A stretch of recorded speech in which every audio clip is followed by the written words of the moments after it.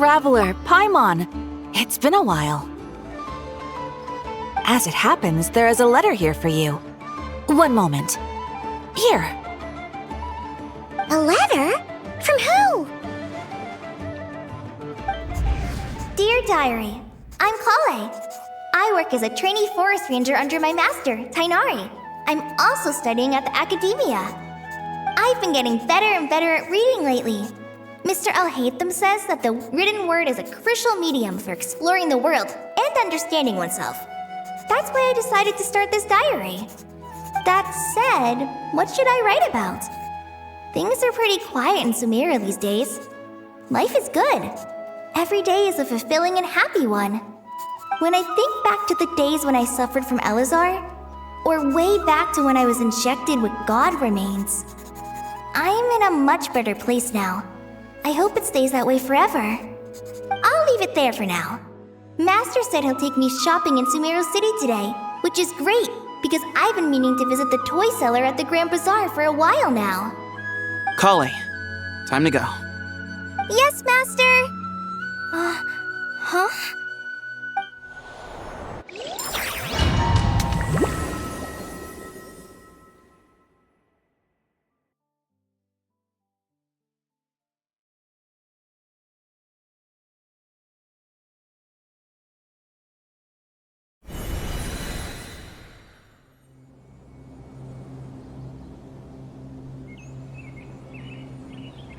What's wrong, Kale? Is there something on my face? No, sorry. I didn't mean to stare. Did Master Tainari send you to pick me up? Master Tainari? What are you talking about? Tainari is the General Mahamatra. He's probably busy arresting criminals in Sumeru City. I mean, if that's what floats your boat, I can introduce you, but... Wait, Master Tainari is the General Mahamatra? But what about Mr. Sino? Sorry? Oh, you mean that guy who just joined the Vahumana Darshan? Rumor has it he's the leader of the Temple of Silence. If that's true, it's pretty impressive. Sounds like you've been getting to know more and more people since you joined the academia. That's great, but don't let your forest ranger duties fall by the wayside, okay? What's going on? Sethos is acting like he's my master, and Master Tainari has taken over Mr. Sino's job. Is this some kind of prank? If so, it's a weird choice of prank. But anyway, Sethos doesn't look like he's joking.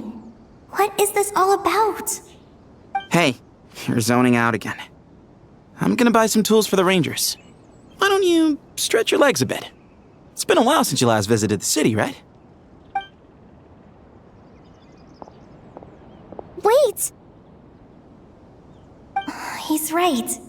It has been a while since I last visited Sumeru City. Was it always like this? I mean, it feels familiar, yet somehow... something seems different. Is this really Sumeru City?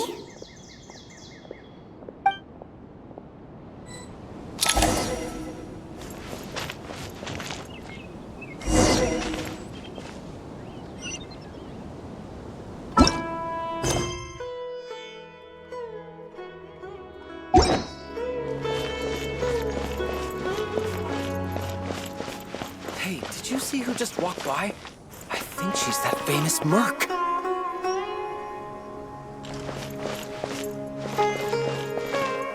Hey, did you see who just walked by? I I think she's that famous merc.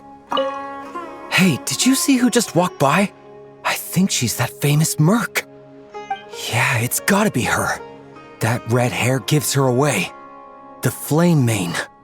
They say she can take down a dozen tough guys with just one hand.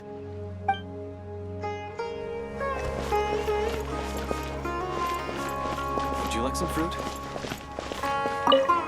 Would you like some fruit?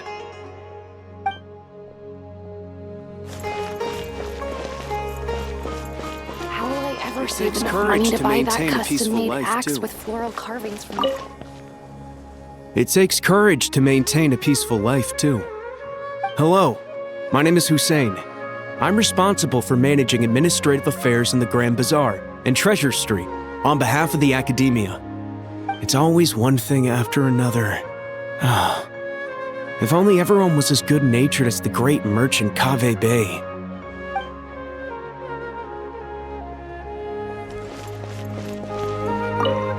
How will I ever save enough money to buy that custom-made axe with floral carvings from the blacksmith? To use as a weapon, of course. As Hussein's secretary, I must ensure his safety. Don't underestimate me just because I'm a homemaker. I used to be a mercenary in the Corps of 30. Peace is precious, but you must always be prepared for the worst.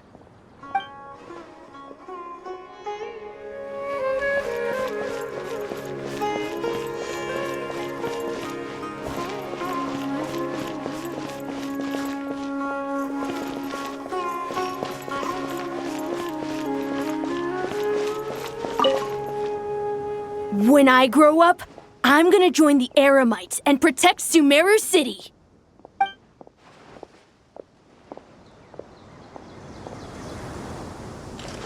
It takes courage to maintain a peaceful life, too.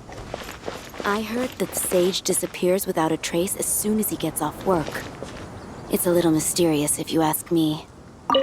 I heard that the sage disappears without a trace as soon as he gets off work. It's a little mysterious if you ask me.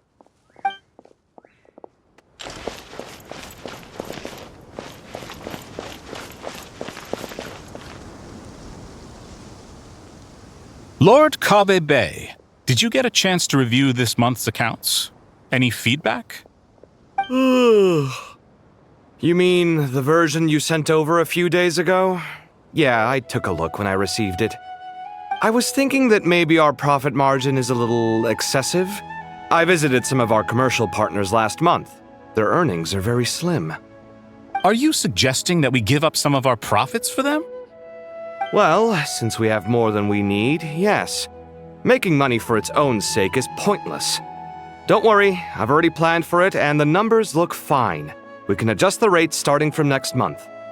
Also, about that designer you hired, I've had to revise his proposal 3 times now, but he just doesn't seem to... Let's cut our losses. Pay him his fee and send him on his way. I'd like you to get Layla on this instead. She was Cyrus's student and she designed the Palace of Alcazarzare. Seems like a much safer choice. Who's sneaking around over there?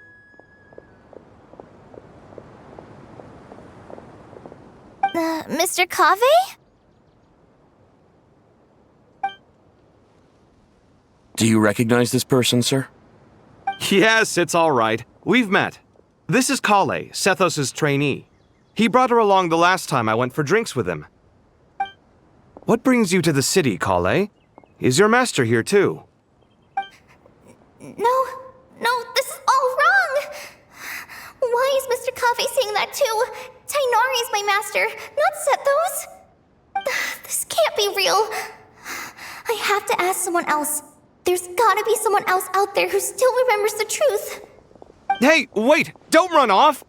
How strange. What's gotten into her today? It's like everyone switched places. I guess I'll keep looking around.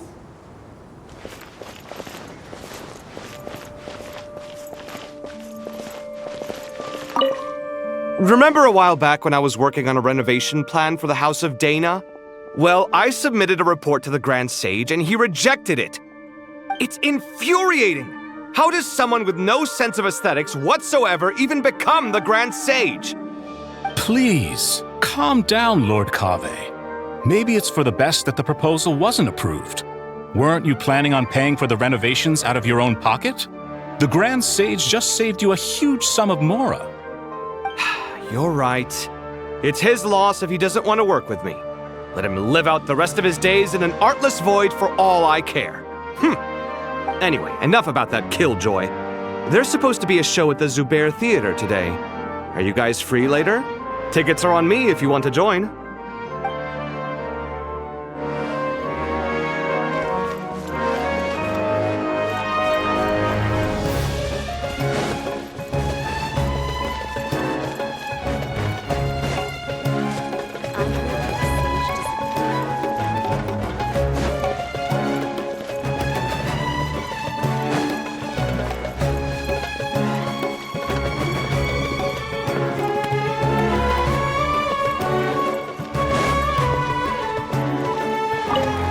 The Grand Sage always used to disappear the moment he got off work, but recently, for whatever reason, he's been seen sifting through records in the House of Dana late into the night. We asked him if there was anything unusual going on, but he answered us with a question of his own.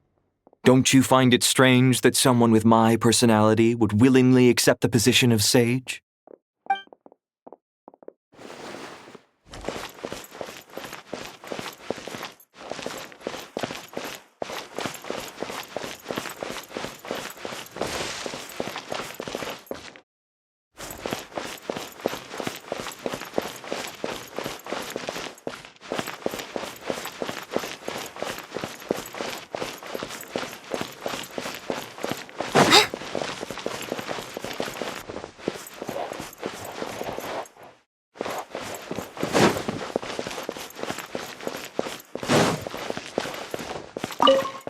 Hey, bud, can I ask you a favor? Is that alright if I borrow your thesis? Don't worry, I'm not gonna copy your work. I just need it as a reference. I guess that's okay. But if our theses end up sounding too similar, it's gonna be easy for them to spot. Yeah, trust me, plagiarism's the last thing on my mind. The only reason I ask is it's been really hard to get my hands on any reference material lately. Why don't you go ask the Grand Conservator? Candace should be able to find you what you need. She's super friendly. I'm sure she'll be happy to help. Really? I always assumed she'd be tough to negotiate with. Fair enough. I'll try my luck at the House of Dana later then.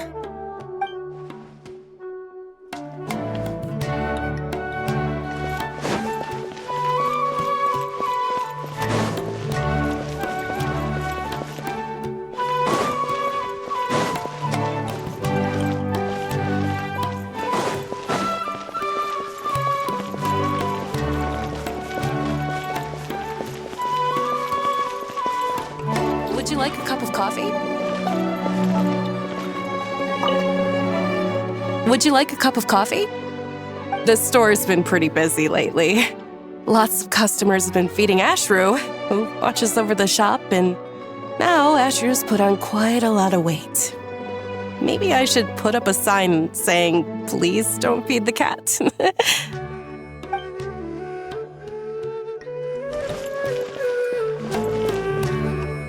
Would you like a cup of coffee? Would you like a cup of coffee?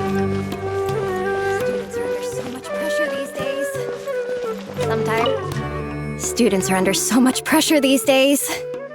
Sometimes I just want to write their papers for them. Peculiar papers come to me for review every day. I really wish they were able to relax once in a while and not be constantly plagued by academic conundrums. It doesn't do a person any good to spend too long down the rabbit hole.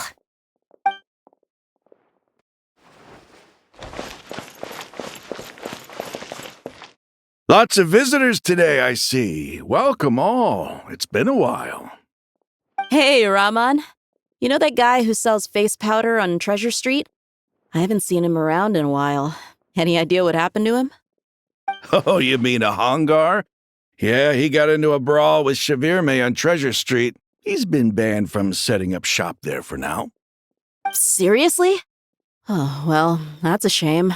I was planning to pick out some makeup for you. Oh, don't worry about it. The legendary Flame Mane discussing makeup with the Zubair Theater star dancer. Now there's something you don't see every day. Flame Mane? You know, I'm not actually sure when people started calling me that. Maybe the other Eremites thought I needed a fiercer title to scare people off? To be completely honest, I think the title would fit you better than me, Dia. You think? Can't say I've never imagined myself as a merc. If I ever give up the dancing, maybe I'll head to the desert and give the Eremite life a try. You would? Is that so strange? Oh, not at all. In fact, I've actually had similar thoughts before. If I ever get tired of sleeping out in the wild, I think I might go look for a job at the Zubair Theater. I've adored the dance of Sub-Zeros ever since the first time I saw you perform it. If the chance ever came up, I'd love to try it out on stage for myself. Really? If our manager Sataria heard you say that, she'd hold you to it. Probably grab you by the sleeve and never let you go again. Hey, when that day comes, I'll do your makeup myself. How's that sound? Sure. If the day comes, I'd be honored.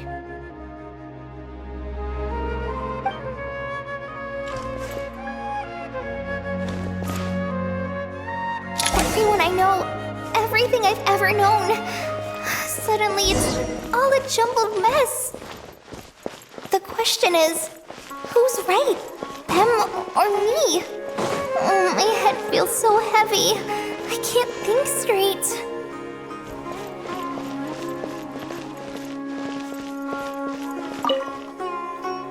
Nilu, have you been to Aru Village recently? I've got a friend who I haven't seen in a while. I was wondering how she's doing. You mean Faruzan, the guardian of Aru Village? I saw her not too long ago. She seemed completely absorbed in her research. No change there, then. I'll have to catch up with her the next time I'm out that way.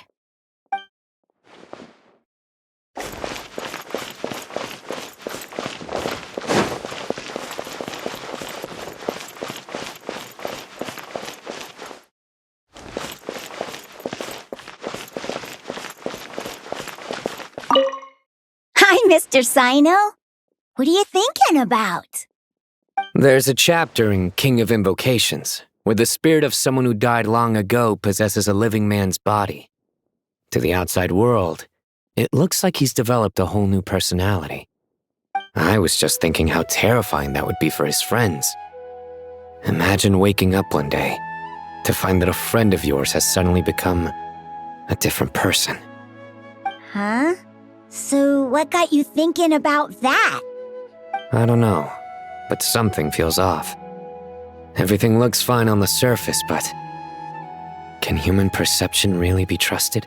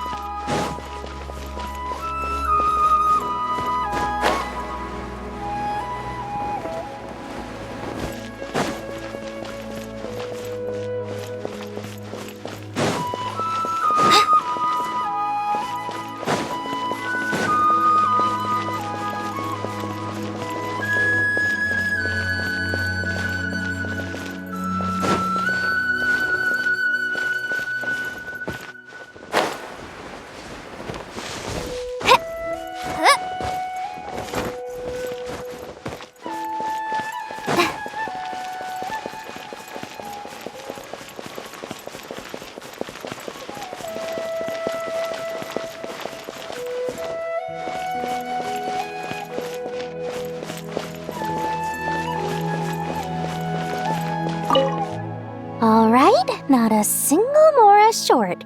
That covers you for this month's rent. What a relief. I was worried the design fees I received this month wouldn't be enough. Well, next time, don't fret. Just let me know and I'll give you a few days' grace. We've known each other long enough for that. Anyway, how are you settling in?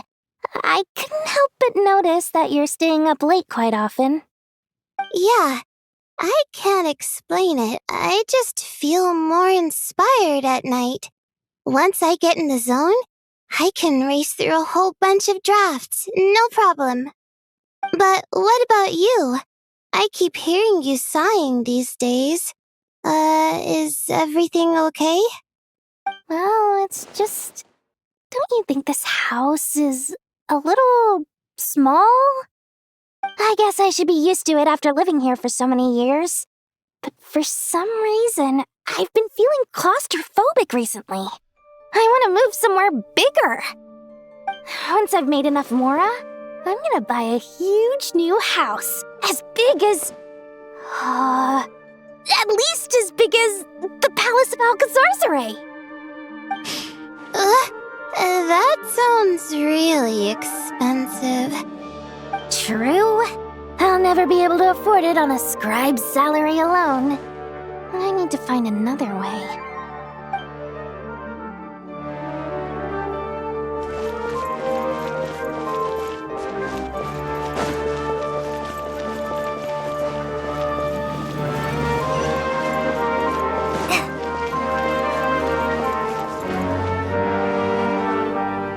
Mahamatra Tainari, we've apprehended the suspect.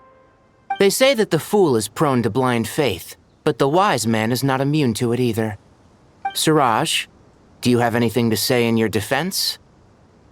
Tainari, you were the one who turned the sages against me. Just a few words of caution from you was all it took to destroy my research. And now you're trying to stop me again? You should know that mechanical life is the future! We must cast aside our useless flesh and...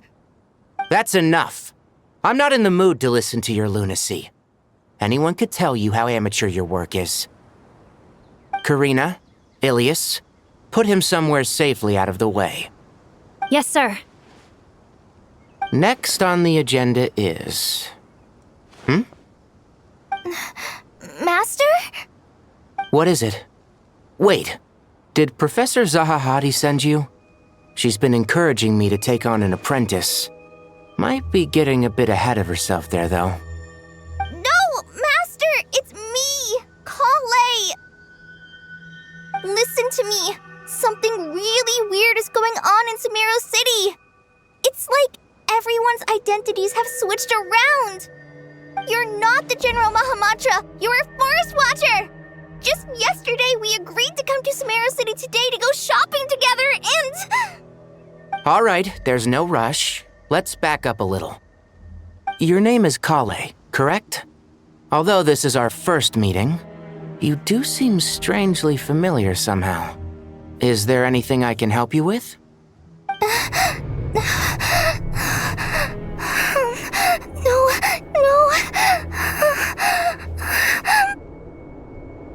Master!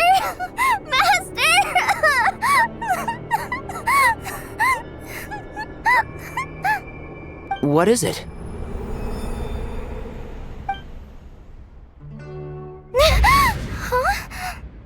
Did you have another nightmare? I've told you before, when you're tired, lay down on your back in bed and get some proper sleep. It's much better for you than napping on your front. Poor posture obstructs your breathing, which can lead to all sorts of weird dreams. Now, we're supposed to go shopping in Sumeru City today, remember? Cheer up. I'll take you to Hushang's. I heard he's got some new toys in stock. Go wash your face, take some deep breaths, and when you're ready, we'll head out. Okay. Thanks, Master Tainari. So it was just a dream. And yet, dreams can sometimes be a warning of things that will soon come to pass. Who said that? That dream felt unusually real, didn't it? Here's my suggestion. Since you're heading into Sumeru City anyway, you may as well tell Lesser Lord Kusanali about everything that happened. And just to be on the safe side, I think you should also inform your 2 traveler friends who once helped save Sumeru. I'd write them a letter if I were you. Time is short, A storm is coming from beyond the bounds of fate.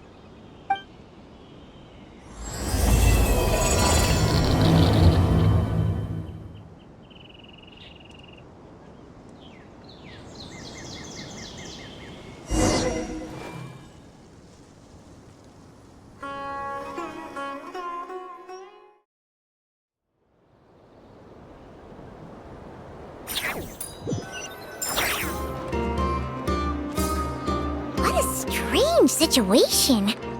No wonder Kale was in such a rush to write us a letter. Imagine waking up one day to find that everything around you has changed. You might not even recognize Paimon anymore. Whew, that's a scary thought. Let's get to Sumeru and find out what the heck is going on.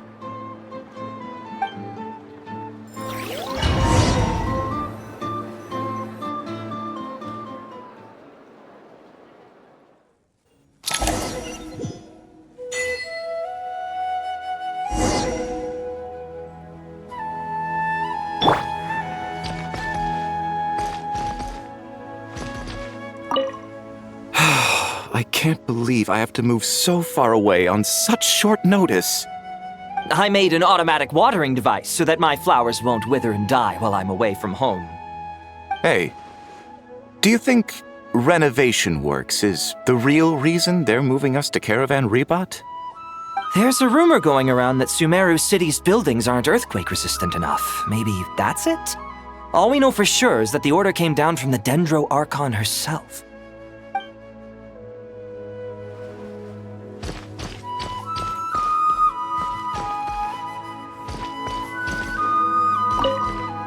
Thank you, Sage Baladuri. You really didn't have to stay with us to the end. Don't mention it. I'm your teacher. It's my job to look after my students. Is Panya doing okay? I think so. She just left the city with her mother. This will be her first trip away from home. She's handling it much better than I imagined. As her father, it's quite a relief. I just hope they have a smooth trip. Pack up your things. It's time we got going too.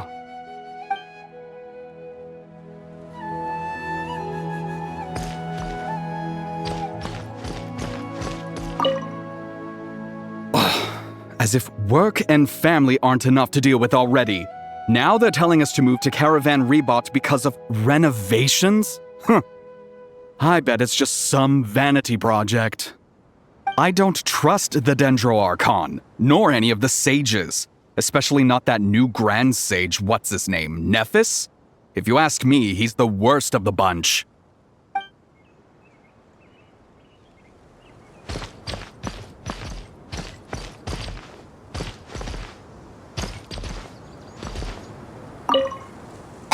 Mister, are you a robot?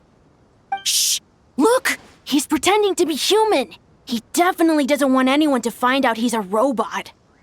I am a robot. I was designed to infiltrate the human world undetected. My mission is to find an opportunity to destroy humanity.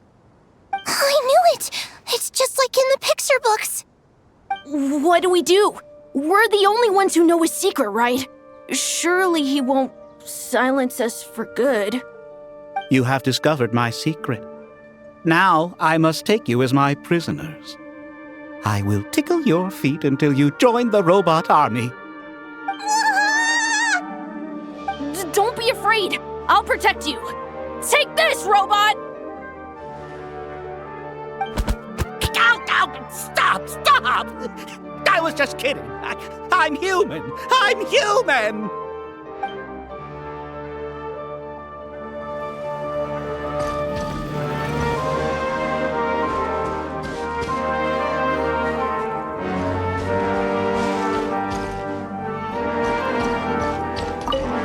Hey, now's not a good time to visit Sumeru City. We're actually getting ready to move out ourselves.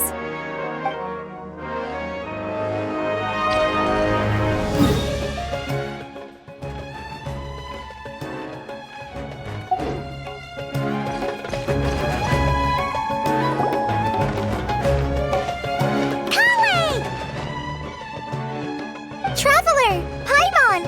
Thank goodness! I'm so glad you made it! Of course! We will you, Kale. So, what's going on in Sumeru City? Looks like lots of people are moving or something. Yeah, I was just gonna say. After I wrote my letter, Master and I went to Sumeru City and told the Dendro Archon everything that I experienced, from start to finish. She was silent at first. It seemed like she was deep in thought. Then the next day, we got told that she was ordering everyone to leave Sumeru City immediately and move to Caravan Rebot. The entire population of the city has to move? Not just Sumeru City. The evacuation also includes Lokapala Jungle, Avidia Forest, Ashavan Realm, and Ardravi Valley. Basically, everyone living in the rainforest must temporarily relocate to Caravan Rebot. Holy smokes! It's crazy! Yes, it's quite an operation. Even if people only bring the bare essentials, the scale is simply enormous. They've requisitioned almost all the Sumpter Beasts in Sumeru for the task, including the entirety of Dori's Sumpter Beast Park. The Dendro Archon said that what Kale experienced was not a dream, but a warning. After our meeting, she immediately summoned the 6 sages to analyze the situation and discuss countermeasures. They concluded that the events seen in the dream are very likely to become a reality, and that an unknown danger is rapidly approaching. Oh, please keep that to yourself. We don't want to cause widespread panic. The official reason they've given is a large-scale renovation of the rainforest ecosystem. People are skeptical, but there haven't been any major incidents. So far, at least. The Dendro Archon seemed really worried when we spoke to her. She said you can go visit her in the Sanctuary of Surasthana when you arrive. She also said she'd hold out until the very end. Tighnari? Kale? You got a minute? I need a hand here. One moment, I'll be right there.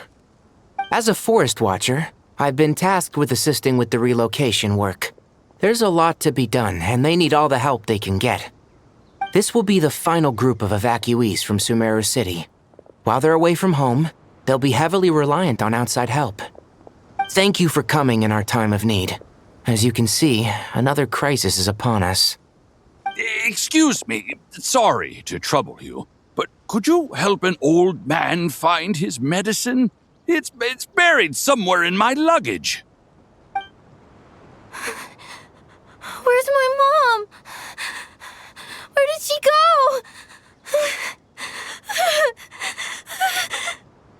go? Don't worry, it'll be okay. Those items are worth a small fortune. Make sure you store them somewhere safe. You understand? I bet you thought you'd get away with this in the chaos, huh? Guess again. No petty thief gets past me.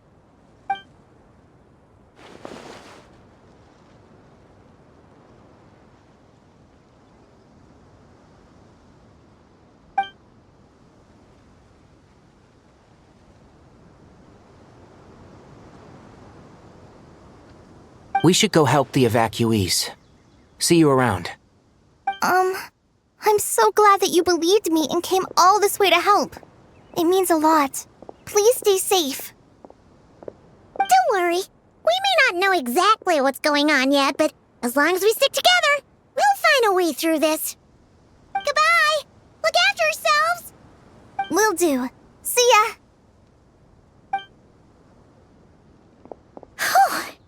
Paimon's not sure how she found the words to comfort Kale because, honestly, she's kind of nervous herself. Let's head to the Sanctuary of Surasthana and see Nahida.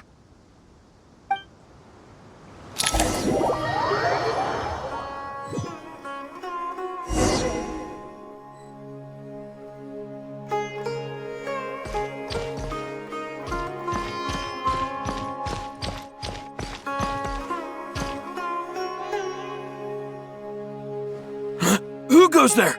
No unauthorized access to this place. By order of Mahamatra Sino. Are you blind? It's the Traveler and Paimon. Surely you've seen them before. Huh? Oh, so it is. I'm sorry, I haven't been sleeping well lately. My nerves are a little frayed. The Dendro Archon is in a very vulnerable state at the moment. Mahamatra Sino is concerned that our enemies might choose this moment to strike, so he's ordered us to strengthen our defenses. Just seeing you two again already puts our minds at ease. Please, enter. I'm sure everyone's expecting you.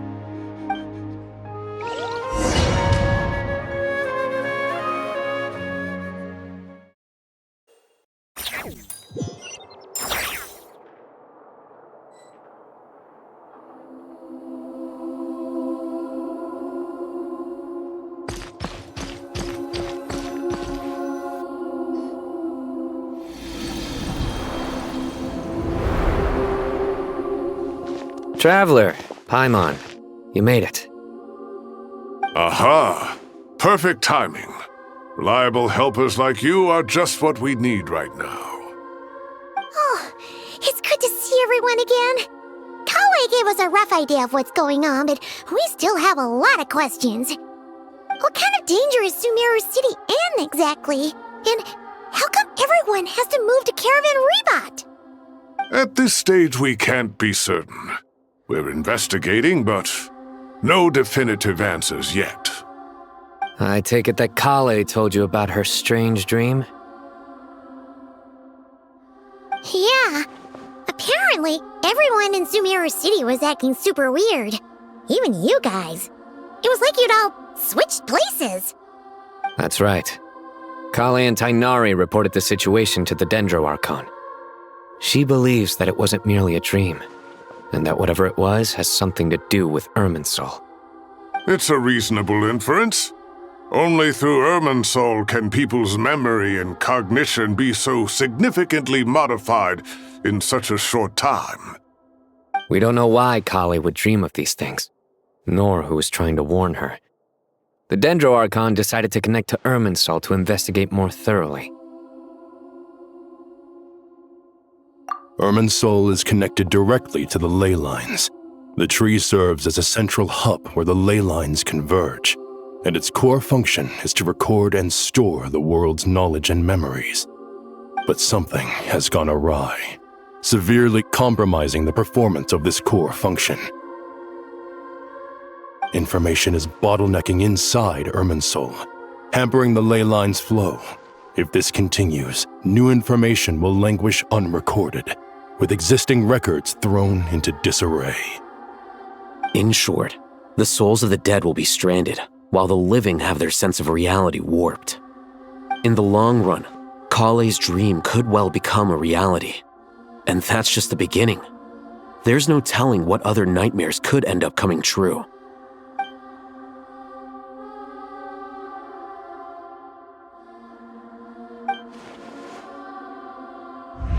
I have come this far, to use my death to open the gates of the ley lines to my people.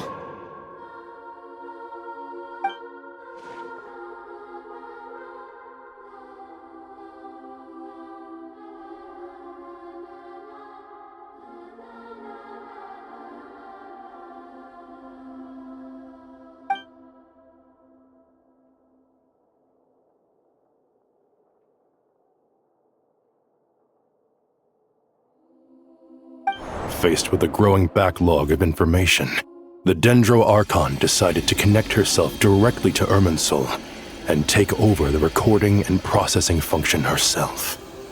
But it is an almost impossible task. Individual brains aren't equipped to deal with the sheer volume of knowledge and memories involved. All that information flooding in at once would instantly fry any human mind. And for a god, even for a god, the suffering must be unimaginable. The Dendro Archon's power originates from Irminsul. Any issue with the tree itself takes a toll on her to begin with. On top of that, she's subjecting herself to the grueling task of processing all that data. It must be torture for her. And despite all of this, she is somehow finding the strength to investigate the Irminsul situation from within and send us her findings. I finished analyzing the latest data. Looks like our working theory was wrong. There's no signs of Irminsul having been attacked from the outside. So it's internal then? Some sort of disease, perhaps? No. I've spent half my life studying the ley lines. If Irminsul malfunctioned this easily, the world would have met its end long ago.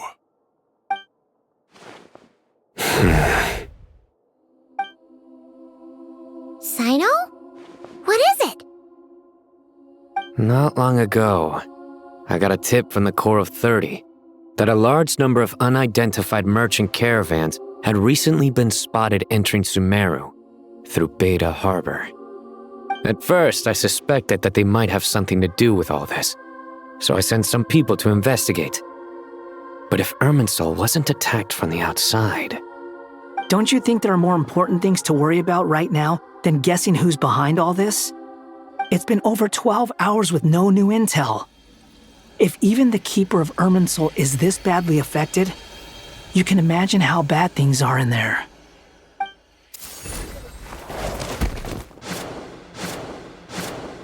Dendro Archon.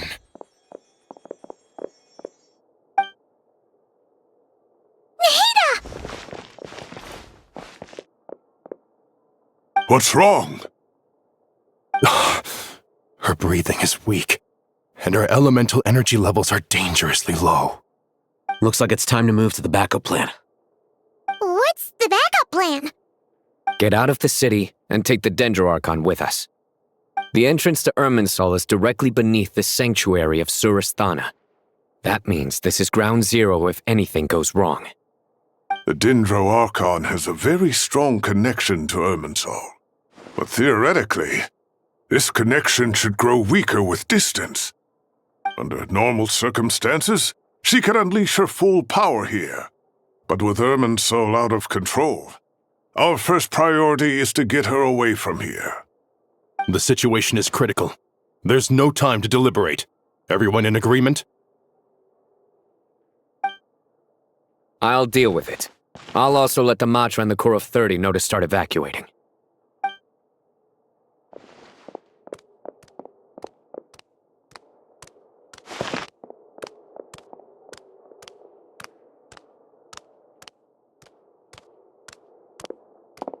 Let's go.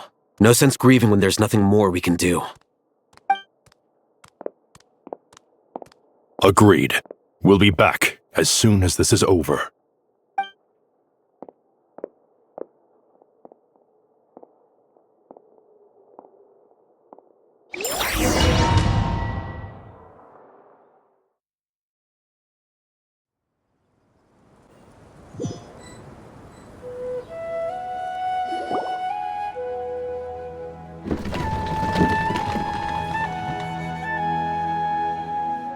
The last group of civilians has been safely evacuated.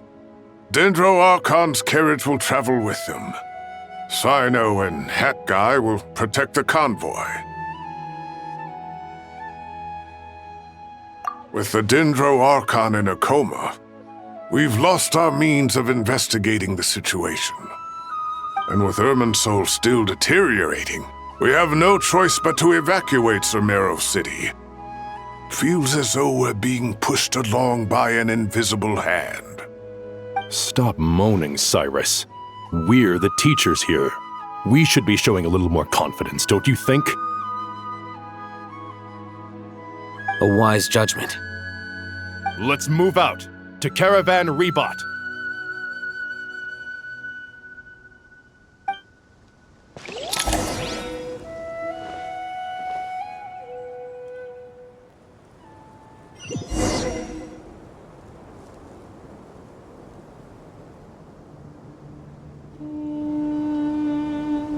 Sir, all units are in position. Good. Everything is going to plan. Interfering with Sumeru City is a necessary step, so do not hesitate. The Irminsul situation will not harm you. We need to speed things up here, too. We don't want to keep our client waiting, do we? No, sir. You have my word. Everything will be completed on schedule.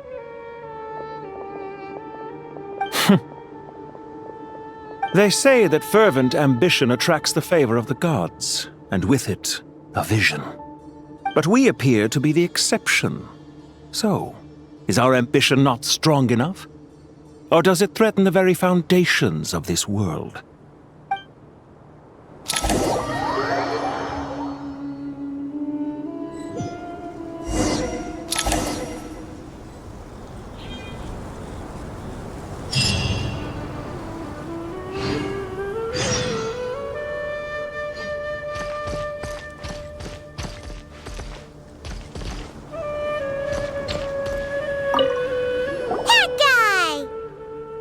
What? Nothing. You just looked like you were lost in thought there. Do you have any ideas about what's going on? From what I know about Irminsul, the system doesn't break down that easily. I don't have the faintest idea who could have done this. Actually, one name did cross my mind. But, he's already dead.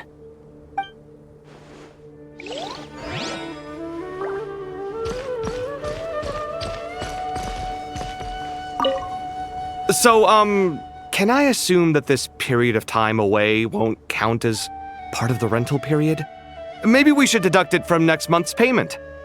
Sure. Great! Wait, why are you suddenly being so reasonable?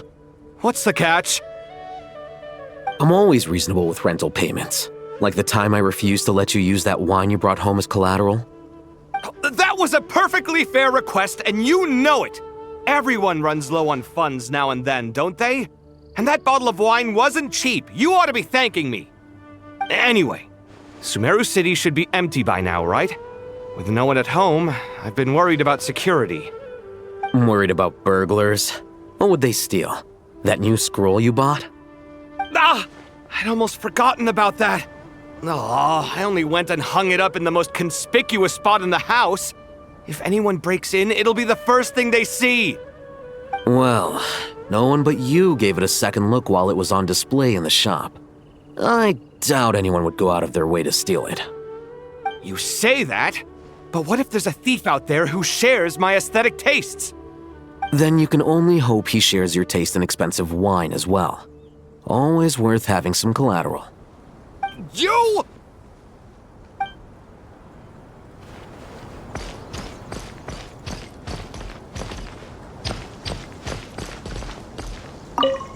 Keep your eyes peeled. It's down to us to maintain order at this time. This is a direct command from the Mahamata.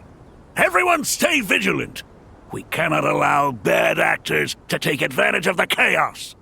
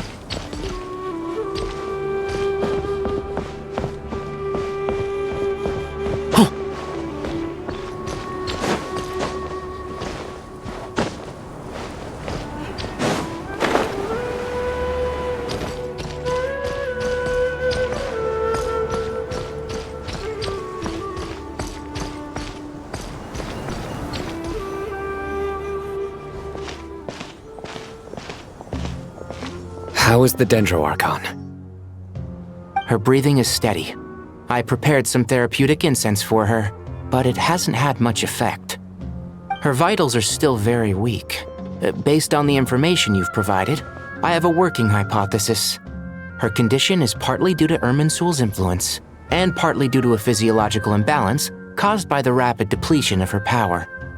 Elemental energy usually flows through the body at a relatively constant rate.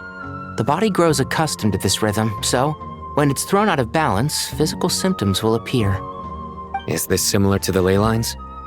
Overloading and withering both directly affect their vitality, potentially causing irreversible damage. Correct. From a biological perspective, if you overexert yourself, you pay the price with your life. The Dendro Archon is not only drained of power, but her life force is at a critically low level. Is there any way to restore her health? I know the ley lines have strong self-healing abilities. As long as any blockages or pollutions are dealt with, they can quickly regain their vitality. But what about people? Well, gods. What's their capacity for self-healing? Before we think about that, there's a bigger predicament to resolve. Restoring the Dendro Archon's power requires us to heal Irminsul first. But that will be extremely difficult without the Dendro Archon's power. Paimon's already getting lost here.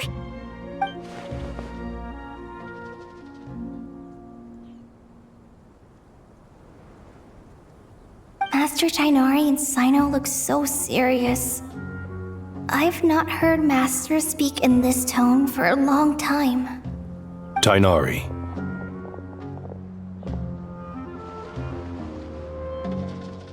Master Nephis, sages.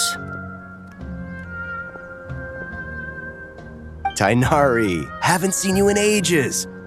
Have you gotten taller? Or did your ears get longer? Hopefully the former, Uncle Baladori. Cyno, where's Professor Cyrus? I thought he'd be with you. He went out into the wild to investigate the situation. He said that the Irminsul anomaly will likely start to affect the real world soon. He shouldn't be trotting around alone at his age. Which way did he go? I'll look for him later. Would someone mind introducing us? Ah yes, of course. Allow me to do the honors. I'm sure we're all familiar with the Traveler and Paimon. They're the heroes who helped foil Azar's conspiracy and save Sumeru. These gentlemen and I are the 6 current sages of the Academia. Balduri and I are part of the Old Guard, while the other 4 took office after Azar and his clique fell from power.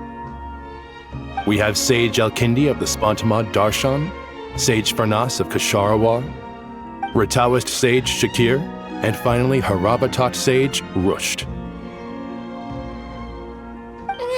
Nice to meet you all! I've heard much about you. Delighted to finally meet you in person.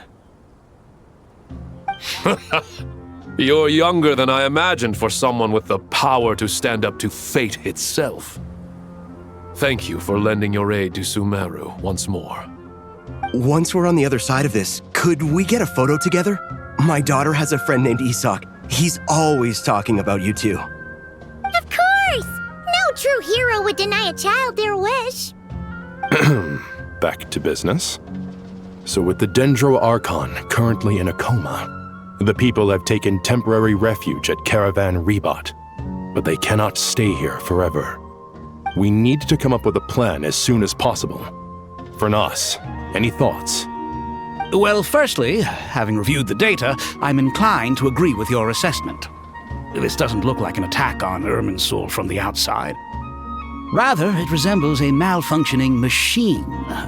Calculations going haywire and sparks flying. That being said, before we consider how to fix it, we need to understand precisely what has gone wrong. Furthermore, we somehow need to ascertain this without relying on the Dendro Archon's power. We have no direct access to Irminsul. However, we might be able to gather the information we need from the ley lines. Study the branches to learn about the trunk, in other words. Wait, is that what Cyrus is up to? No wonder he ran off to research in the wild. Curse's always one step ahead of me, isn't he? I heard that while in the sanctuary of Surasthana, the Dendro Archon had to serve as the central information hub herself. This is a clear sign the situation within Irminsul might be far worse than we can imagine. Irminsul is vital not just to the safety of Sumeru, but to all of Teyvat. We must be the ones to bear responsibility for this world. To be on the safe side, I think we need to consider some backup plans. Are you saying we should consider a scenario in which Irminsul is completely destroyed? I'm merely pointing out that the possibility exists. You have a valid point. But until worst comes to worst, I believe we should focus our efforts on resolving the Irminsul anomaly and helping it recover. Kale, I understand that you were the first to foresee this crisis. If it's all right, I'd like to talk with you about it in more detail. Of course! But even I don't know how I came to have that dream. If there are no signs of external damage, could it be a stress fracture? Metals tend to suffer from this issue with long-term use, and Irminsul has existed for centuries, after all. It's possible, but surely a stress fracture would be more likely to cause a complete shutdown rather than chaos. Sages, General Mahamatra, sorry to interrupt, but something has come up. What happened? Some citizens didn't believe that Sumeru City was really in any danger. They slipped away and hid during the relocation, intending to return home. How many people are we talking? About a dozen. Sakura found them while on patrol, but they appeared to be suffering from psychosis. For whatever reason, they were trying to kill each other. By the time we arrived, there were only 2 survivors. One was unconscious from their injuries. The other tried to attack us, but was subdued. Where did this happen? Near Yasna Monument. That's not far from Caravan Rebot. Master. I know.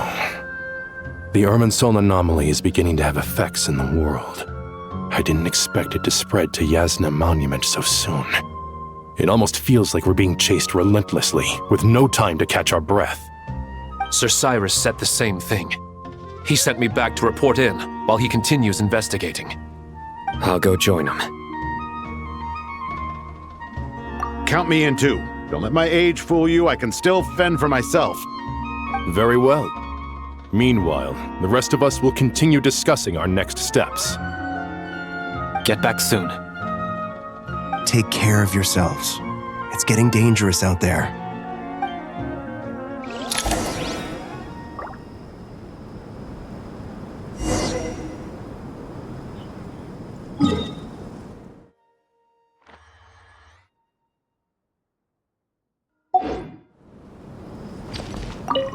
Don't be nervous, Kale. I just wanted to ask, have you ever had similar dreams to this one before? Similar how? Dreams so vivid, they seem real. Filled with strange or dangerous things that you cannot explain. Let me think. There was one time, I don't remember it very clearly, but I saw fire. Fire? Yeah. I wish I could give you more details, but all I remember is fire everywhere. From the sky to the ground, everything was burning. The heat was unbearable, and ashes were blowing in the wind. I doubt this dream was a mere coincidence. Perhaps it was some kind of prophecy? And yet, you've never studied astrology. I'm at a loss to explain it.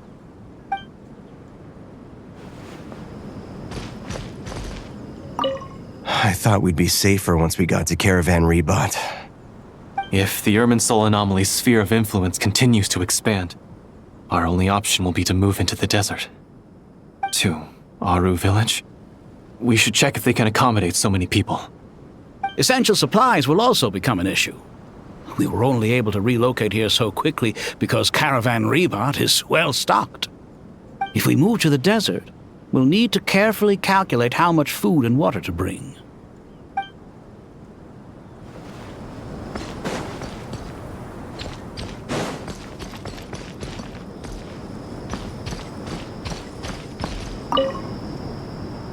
Thank you for everything, Tainari.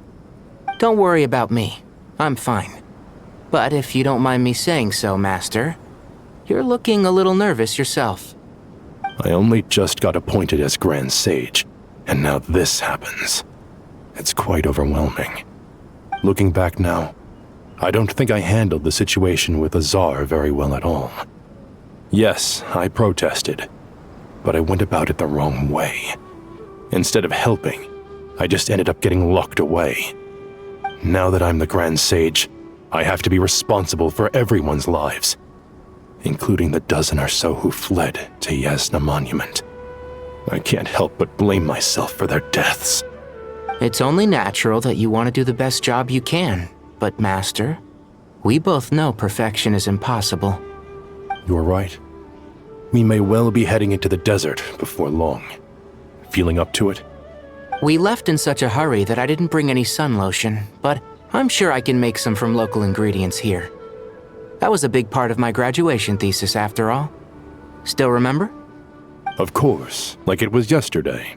I remember asking you if you'd like to stay and teach, but you turned me down without a moment's consideration.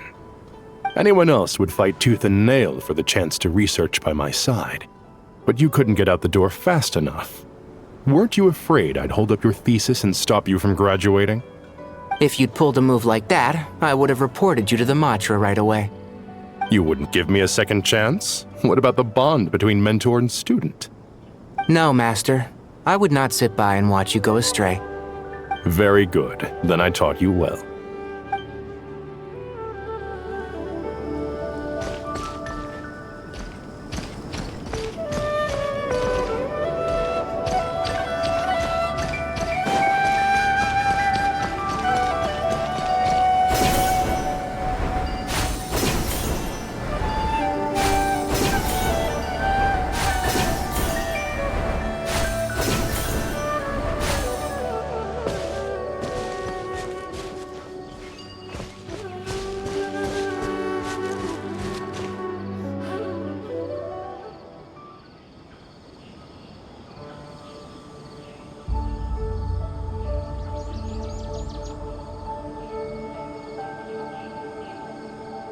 Please, don't go any further. As you get closer to Sumeru City, there's no knowing what dangers you might encounter. So this is our mentally disturbed man? I'm going to gut you all!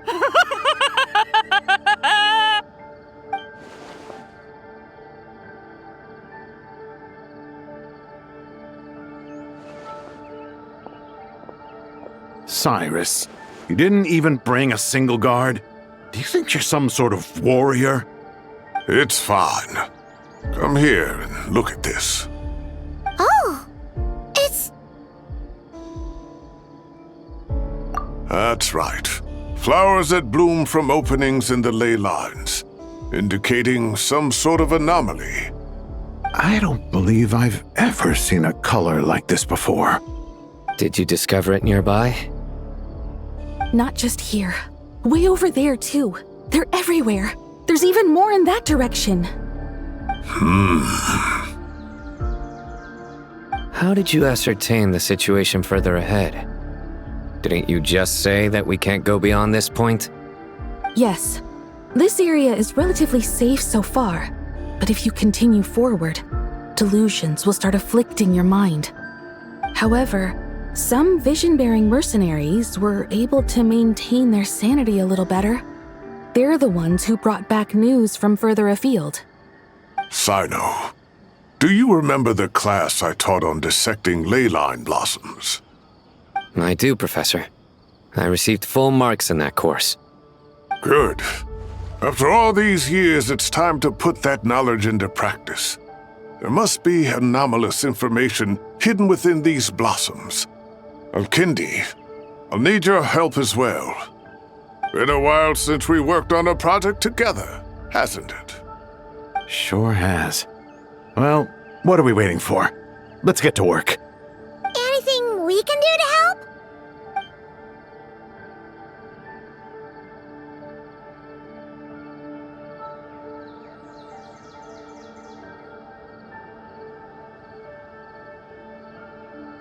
Will you need my help? All right, well, don't go too far. There's too many unknowns at this stage. Let's regroup at Caravan Rebot later. Don't worry if you don't show up. I'll come and find you.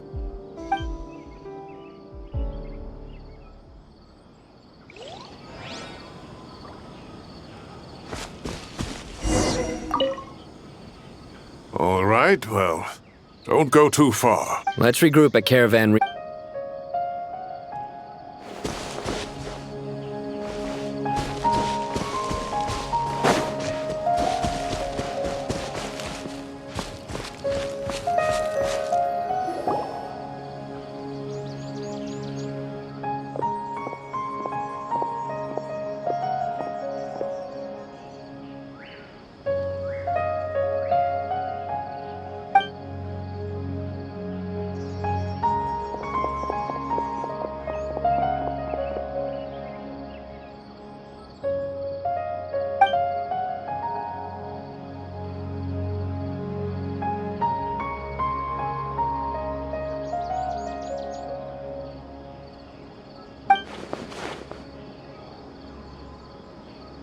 That should be the heart of Oasis. All we need to do is light it with the fire seed, and it'll restore a pep with elemental power. The damage it suffered internally will also slowly begin to heal.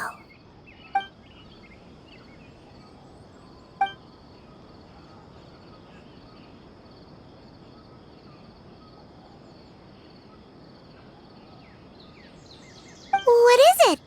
You thought of something? Really?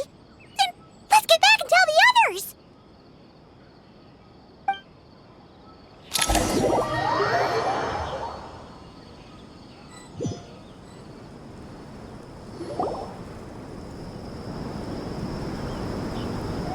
Whew. Glad to see you've returned safe and sound. Any longer and we would have gone out looking for you. Well, this is a nice surprise. Paimon sure feels better with everyone we know here. We've made some progress, so let's start by giving you and Paimon a quick update. By dissecting the ley line's blossoms, we've been able to deduce that although Irminsul is experiencing an anomaly, it has not completely rejected access from the outside. The Dendro Archon has the power to connect to Irminsul, but there's also another way. I assume you recall the devices everyone was wearing when you first arrived in Sumeru? Devices? Oh, wait. You mean... The Akasha terminals? That's right. Of course! It's been so long, Paimon almost forgot all about the Akasha. Wasn't it shut down, though? Yes, but although the system isn't currently operational, the technological infrastructure is all still there. And it turns out that a certain someone gets so bored at work that he's actually read through every single one of the instruction manuals. No prizes for guessing who that was. If praising others is that embarrassing for you, you can simply spare yourself the ordeal. As much as it pains me to say anything nice about him, there's no denying his intelligence.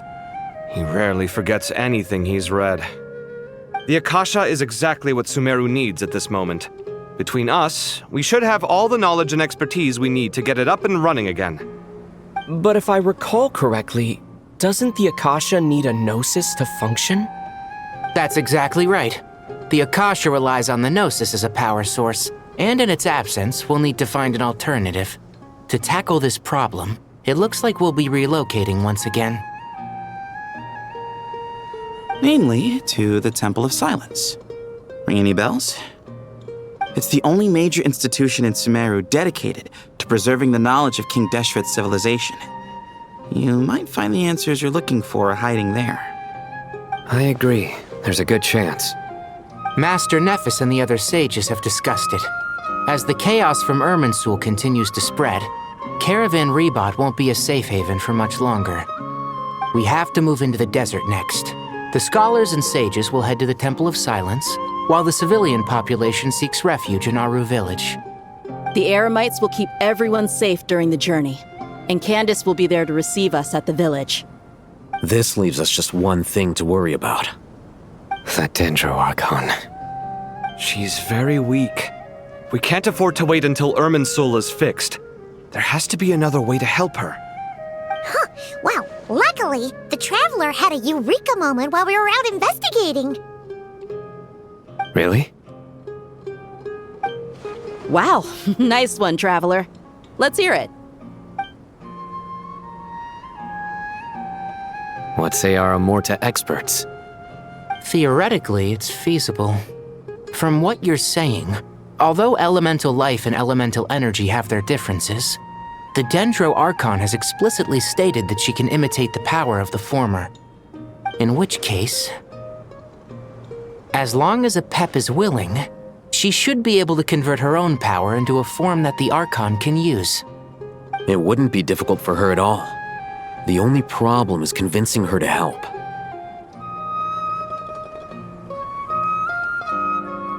Yeah! Even though she wasn't exactly friendly the last time we met, she didn't refuse to talk with us. When she realizes the danger that Nahida is in, surely she won't turn a blind eye to it. Well, hopefully not. Either way, we're not exactly spoiled for choice here. Hey, it's better than having no options at all. I agree.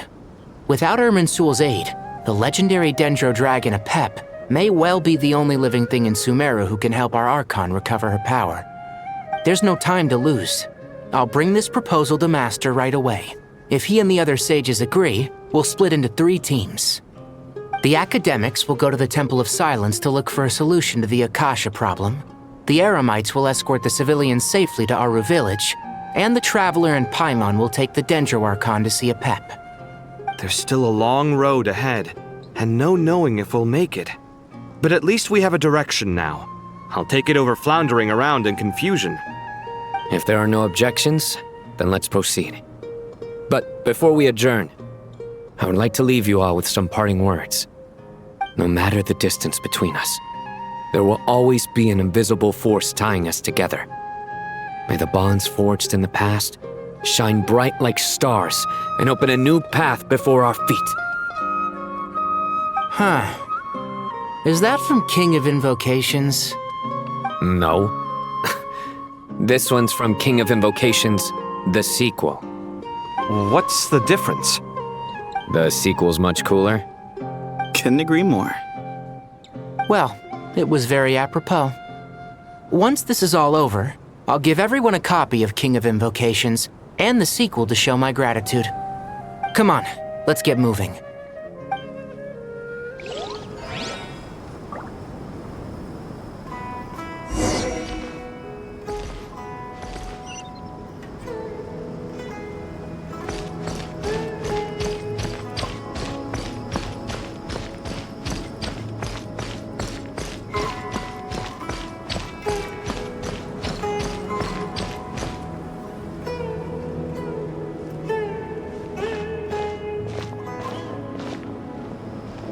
Tighnari has brought me up to speed.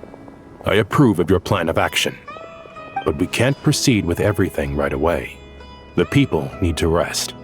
For many of them, this will be their first time in the desert, so we'll need to find additional personnel to help escort them. You two, please go on ahead with the Dendro Archon. Let's rendezvous at the Temple of Silence later. No problem. We got this. Words can't express my gratitude, so let me just say, I hope everything goes smoothly for all of us. Goodbye for now. Alright, let's get going. If Paimon remembers correctly, the last time we saw Apep was in... Traveler, Paimon. Could I borrow you guys for a moment? It'll only take a second. Kale, what's the matter? Well, the thing is... Master Tighnari once told me, after you raise a problem, you should think about how to resolve it. But ever since I had that dream, I feel like I haven't been of any help at all. I tried my best to keep up with the conversation, but there was so much new information, I couldn't take it all in. So, I just wanted to ask, do you have any tips for me there? Paimon knows exactly how you feel. But fear not, everything you need to know is right here in Paimon's notes. Sumeru chapter. It's got tons of info about all the things we've seen and heard on our adventures. Some parts are a little simplified, but hopefully it all makes sense. You see? Being the greatest guide in Tibet isn't just a fancy title. It takes a lot of hard work. Paimon doesn't always understand the things you're talking about with other people. Whenever that happens, she notes down the confusing parts and goes over them in her own time. This is perfect. Could I borrow it? Sure. Matter of fact, you can keep it if you want.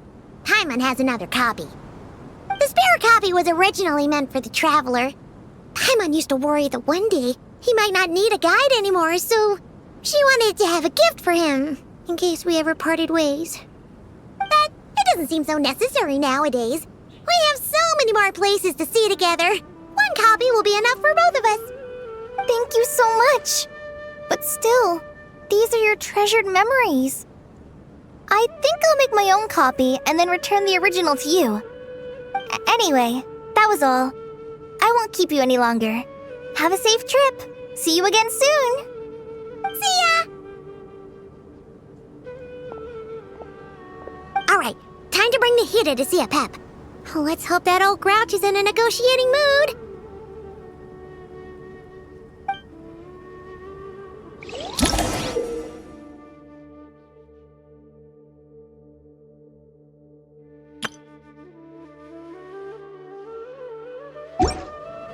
Hey, here's a thought. If we brought Nervalette along, do you think he could help us persuade a Pep to help? Actually, never mind. In a Pep's eyes, Nervalette's probably one of those dragons who's grown too close to humankind. They might end up fighting for all we know.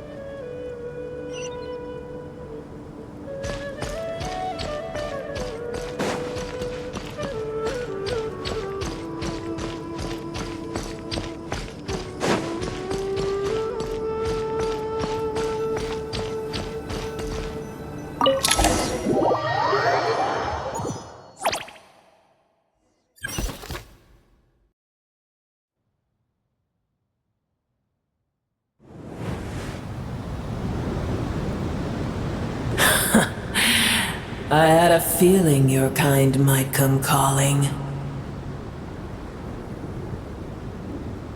The ley lines are in disarray. Something has gone wrong with Irminsul, yes.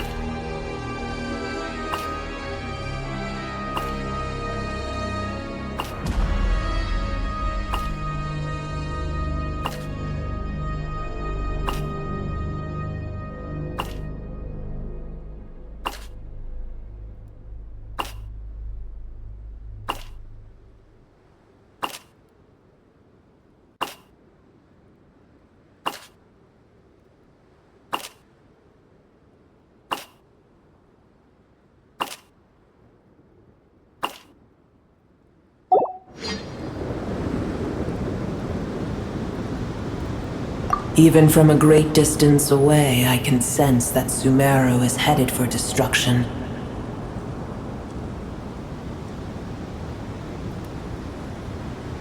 You who took our home from us, prepare to watch as your own world is plunged into oblivion. Oh, how the cycle of history comes to a poetic conclusion. This isn't a joke, Pep! Nahida's in grave danger! Can you please help her? Is she now? Then do explain. For what reason should I lend Boer my assistance? Be not mistaken. The fate of Sumeru is of no concern to me. I am neither the god of this land nor its guardian. I may have given my tacit agreement as your kind built homes here and multiplied for generation upon generation. But that does not mean that I bear any responsibility for Sumeru. Tiny Boer, puny humans. In my eyes, all of you are but intruders who followed in the wake of the heavenly principles. I am not obliged to be your savior. The Age of the Dragons ended long ago, and the world that replaced it is under the dominion of the Heavenly Principles. In choosing not to side with your enemies when the Heavenly Principles' rules began to relax, I have been merciful enough. Do not forget that I have no love for this world you hold so dear. Apep, if you truly despise gods and humans so much, well, after the great humiliation of being helped by a god in the past, shouldn't you be jumping at this chance to balance the scales? Now that is a compelling reason.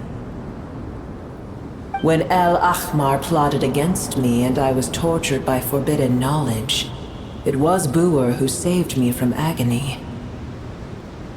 And though I regard with shame the pity of my enemies, to receive aid without repaying it would likewise tarnish a dragon's dignity. Oh, tiny Buer, puny humans. Just this once I shall deign to show you the true power of dragonkind. Whoa! It's happening again! We're gonna get sucked in!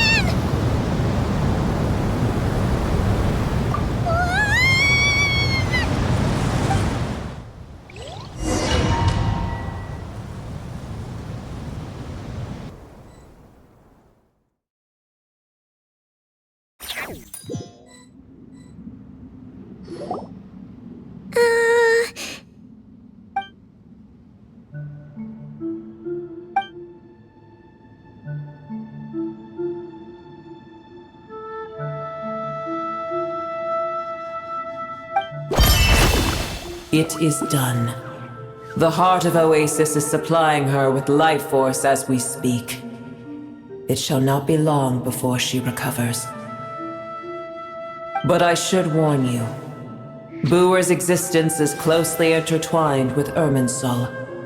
Unless the issues plaguing it are resolved, she will never completely recover her former strength. Oh, thank you. Spare me your words of gratitude.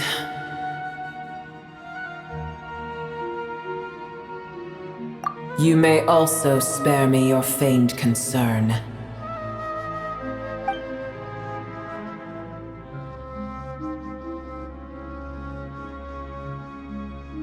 A dragon's sovereign's power is far greater than you can imagine. While I was indeed weakened when the heart of Oasis ran dry, providing tiny Buer with a morsel of my life force shall have little consequence for me. Oh, good to hear.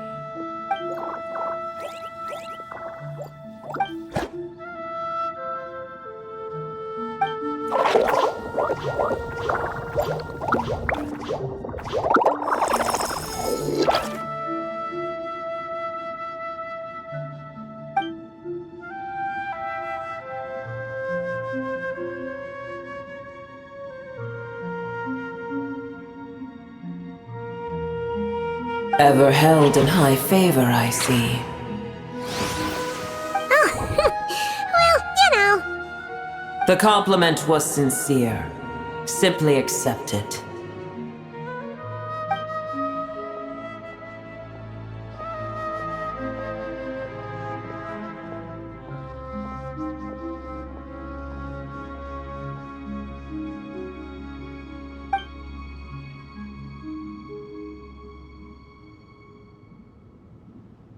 I did once.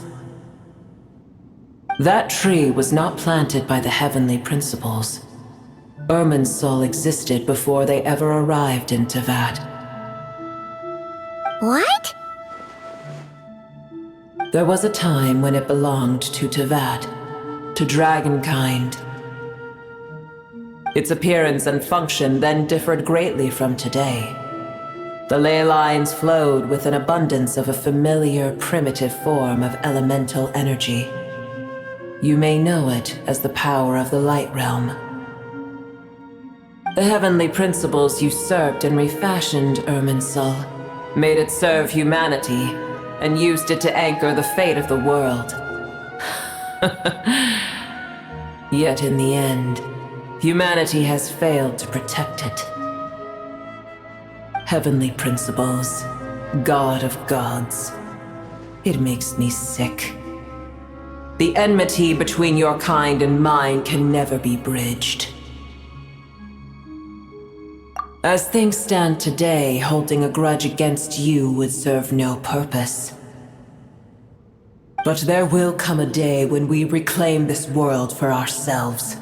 The opportunity will arise no matter how long we must wait. I can already sense that far away from here, the Hydro Dragon has wrested his authority from the hands of the usurpers. Though we have yet to meet, I know that we are both preparing for our revenge day and night. Uh-huh.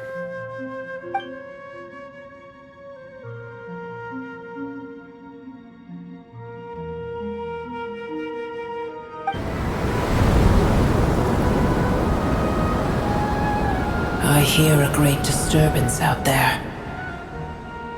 Huh? What is it? Sandstorms come. The Jinn. I see. Another calamity approaches. You both seem restless. Let us part ways here. Boer is safe with me. Once she has recovered, I shall return her to your side. Oh, thanks again. Take care, alright? I told you already I have no need of your feigned concern.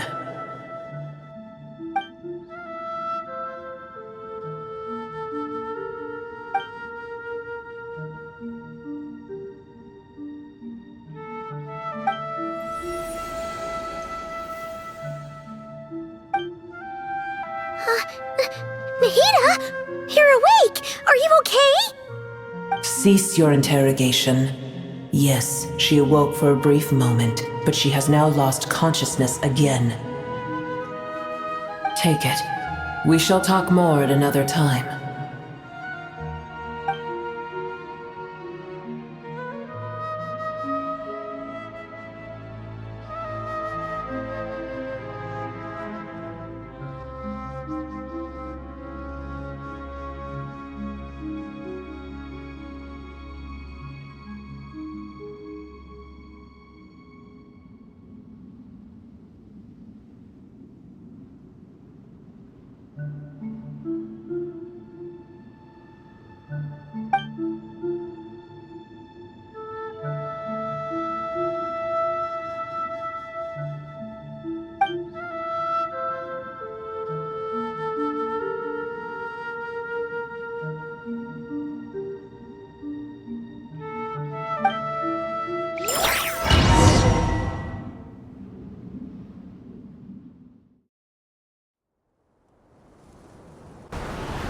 Where the heck are we?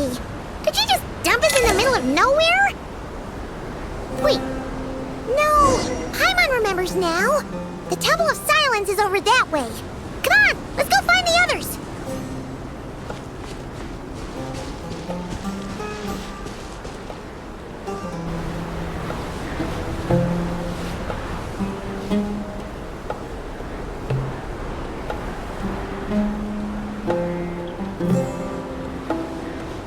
There's no need for everyone to stay here. I'll protect the sages. The rest of you, return to Aru village. Yes, Mahamatra Sino.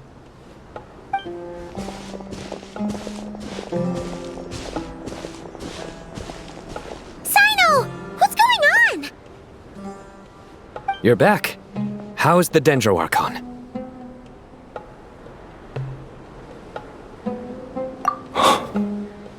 What a relief. It's the Jinn. Countless Jinn have stirred up violent sandstorms across the desert, blocking our path to the Temple of Silence. Tainari and Kale have returned to Aru village to help. The Jinn are being highly aggressive, so both the village and the merchant caravans require protection. It's just one thing after another. Where did all of them come from anyway? In all my trips to the desert, I've never seen anything like this before. As I see it, The only possible candidate is Gurabad. Gurabad? Baladuri could explain in more detail if he were here. All I know is a rumor I've heard about from previous trips to the desert. Supposedly, a great number of dormant jinn lie sealed beneath that city.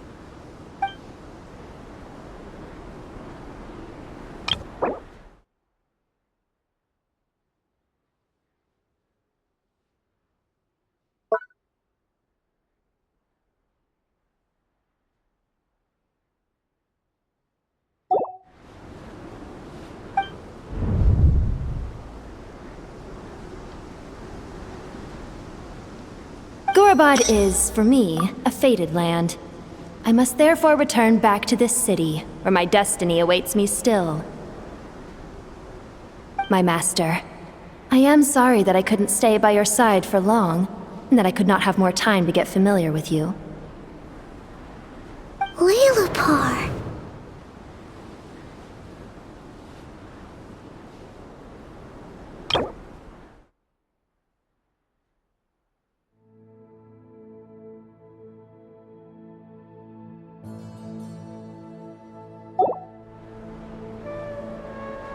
Yeah, we once said goodbye to a friend there. Well, maybe not a friend exactly, but someone we met on the road anyway. She was a strange bottle.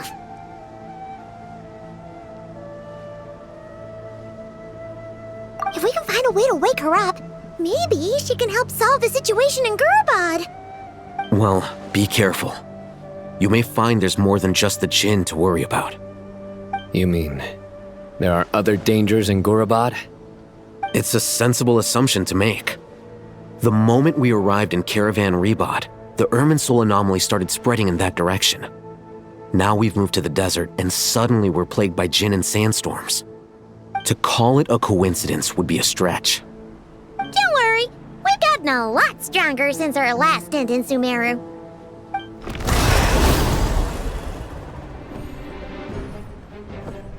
Ah! When did they show up? It appears the monsters native to the desert have been stirred by the Jinn's activity.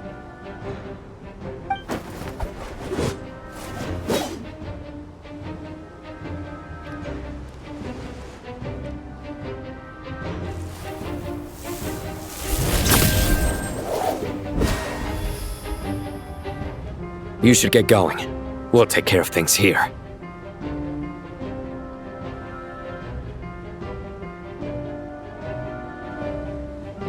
You too. Don't do anything too risky. You got it?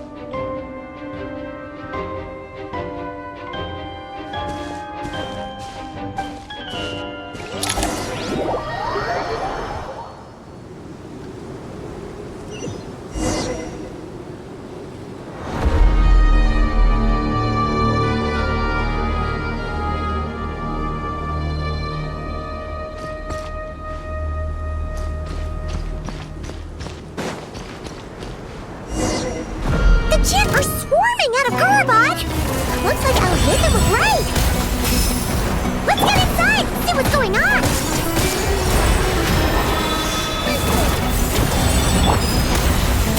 Pipe this off the side!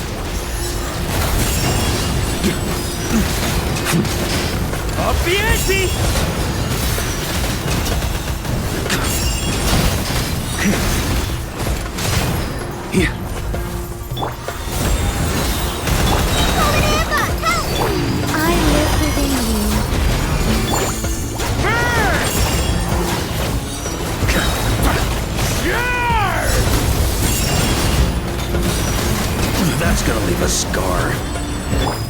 Such defiance.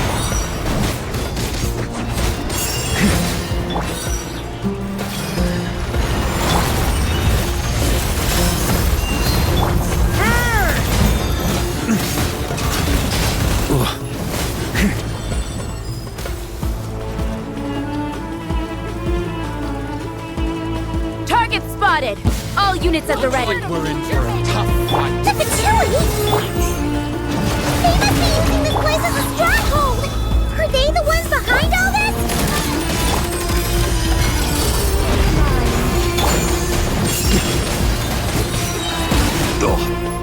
Look after Mondstadt for me.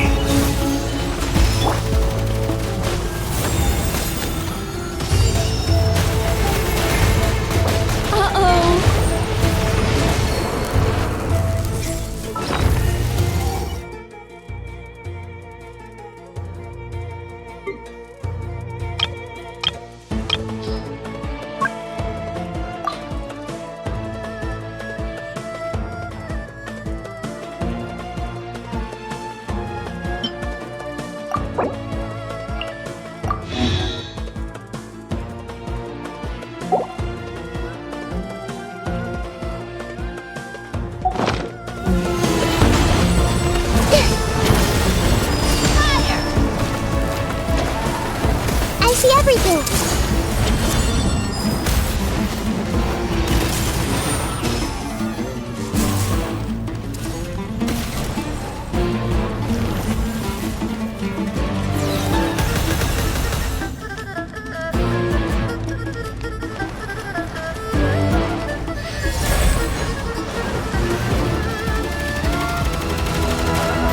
Everyone hold hands!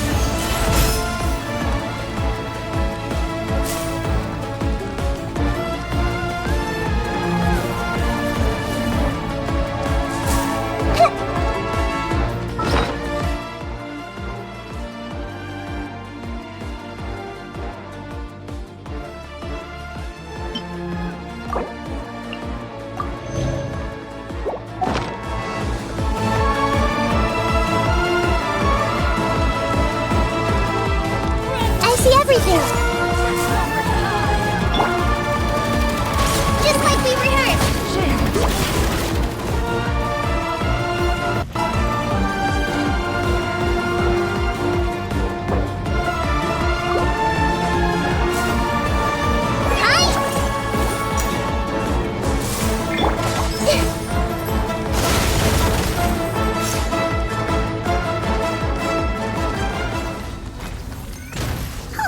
Fighting Jin with one hand and Fatui with the other?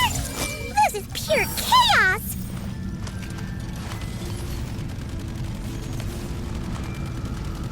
I see everything!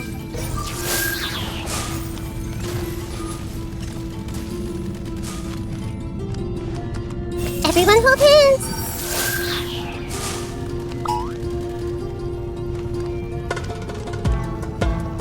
I see everything!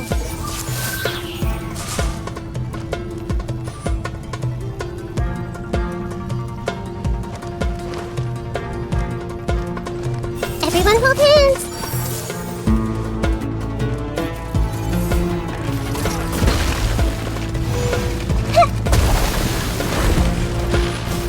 I see everything! Sharing my knowledge!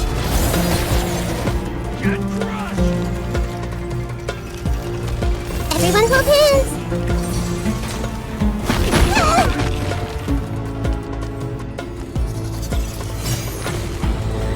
I see everything! Yes! Call it Amber! Help!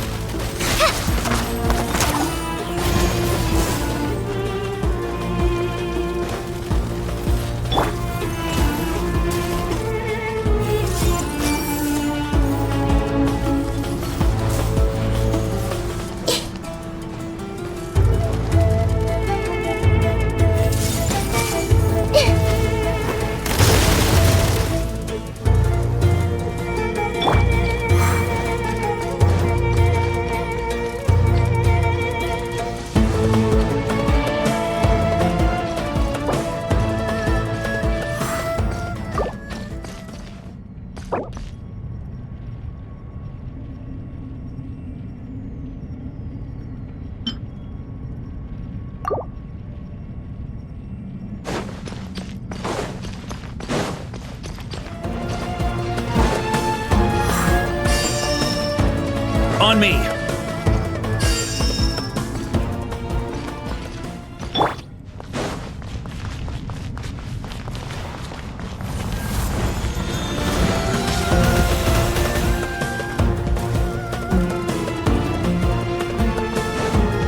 Such defiance!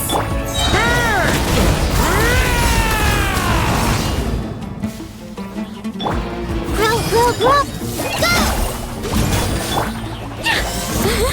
Run while you still can! Fight this on over time!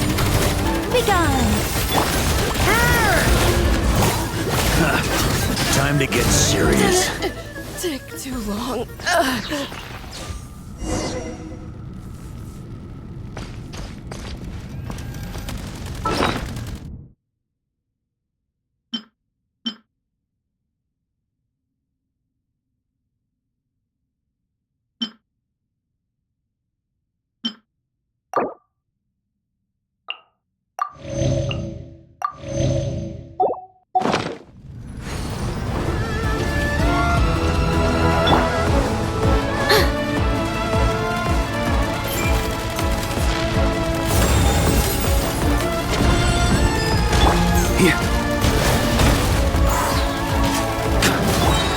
The Temple of Wisdom!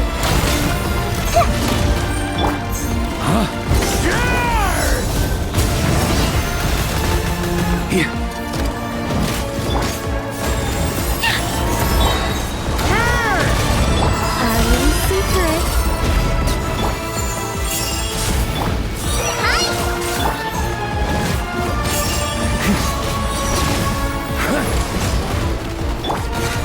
I think now.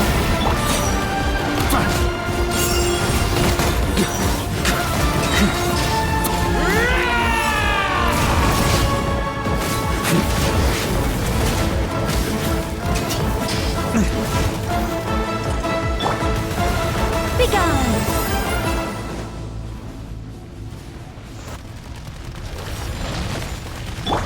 Fallen Amber! Help! Heaven's will, made mine. Such defiance. Make yourselves a move!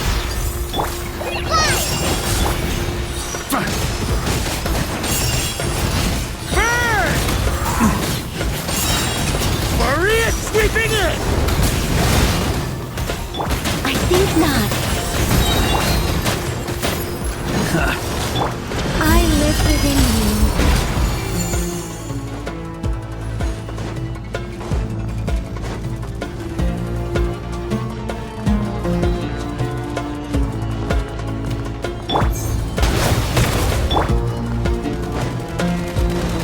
Begone!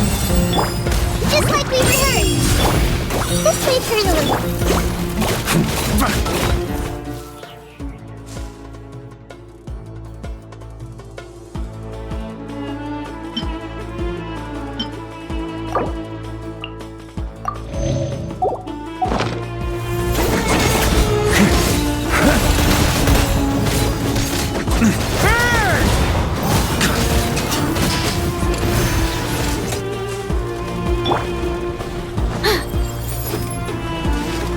Such defiance.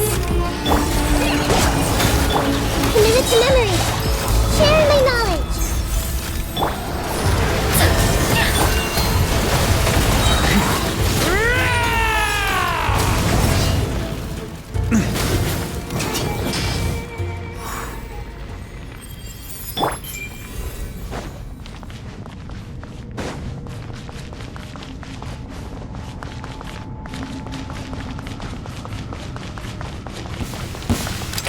Begone! It's your My little secret.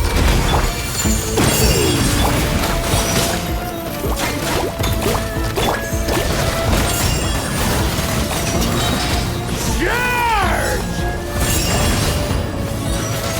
Thunder!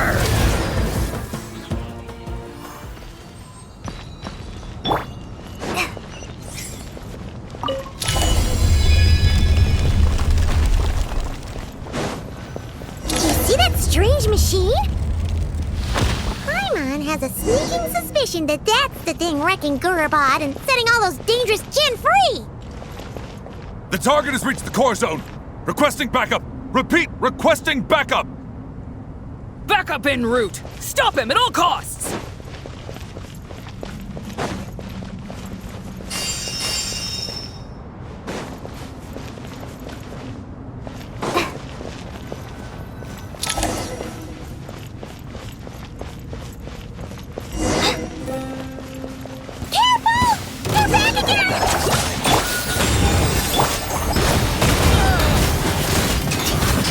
Heaven's will made mine.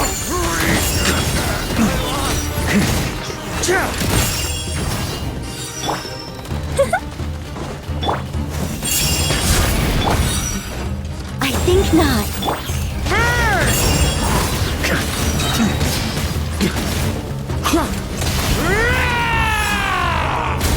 Up the ante!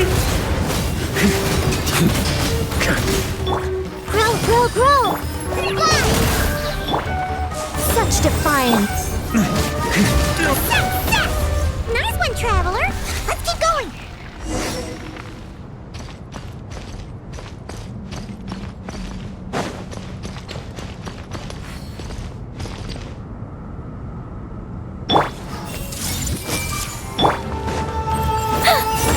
Our little secret.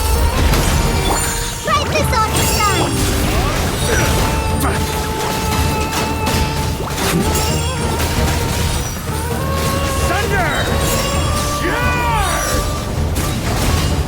I think not. The Temple of Wisdom.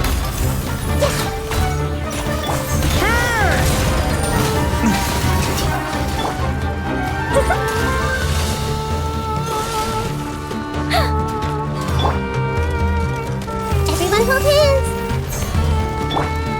Be gone. Yeah. I don't understand. So much for that novel.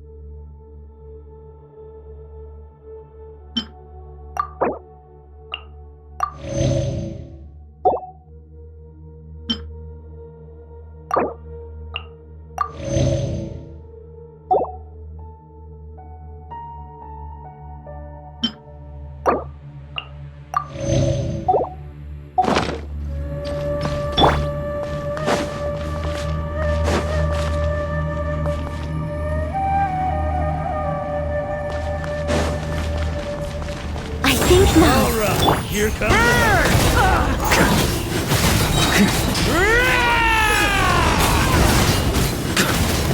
Thunder! Hi!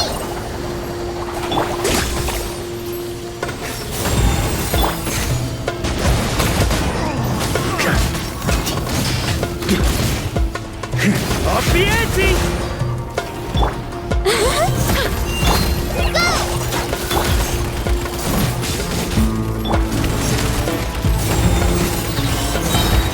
Heaven's will made mine.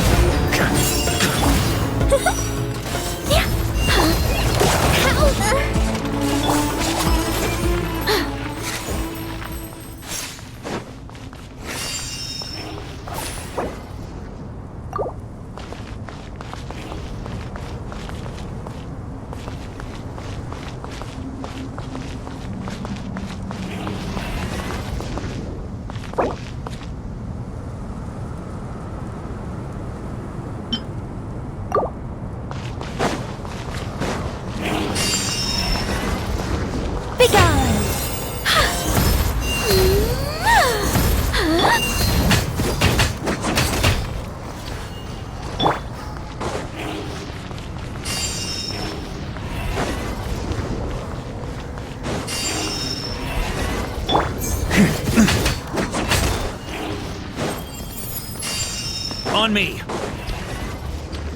This hunk of junk's gone kaput! Now we can finally...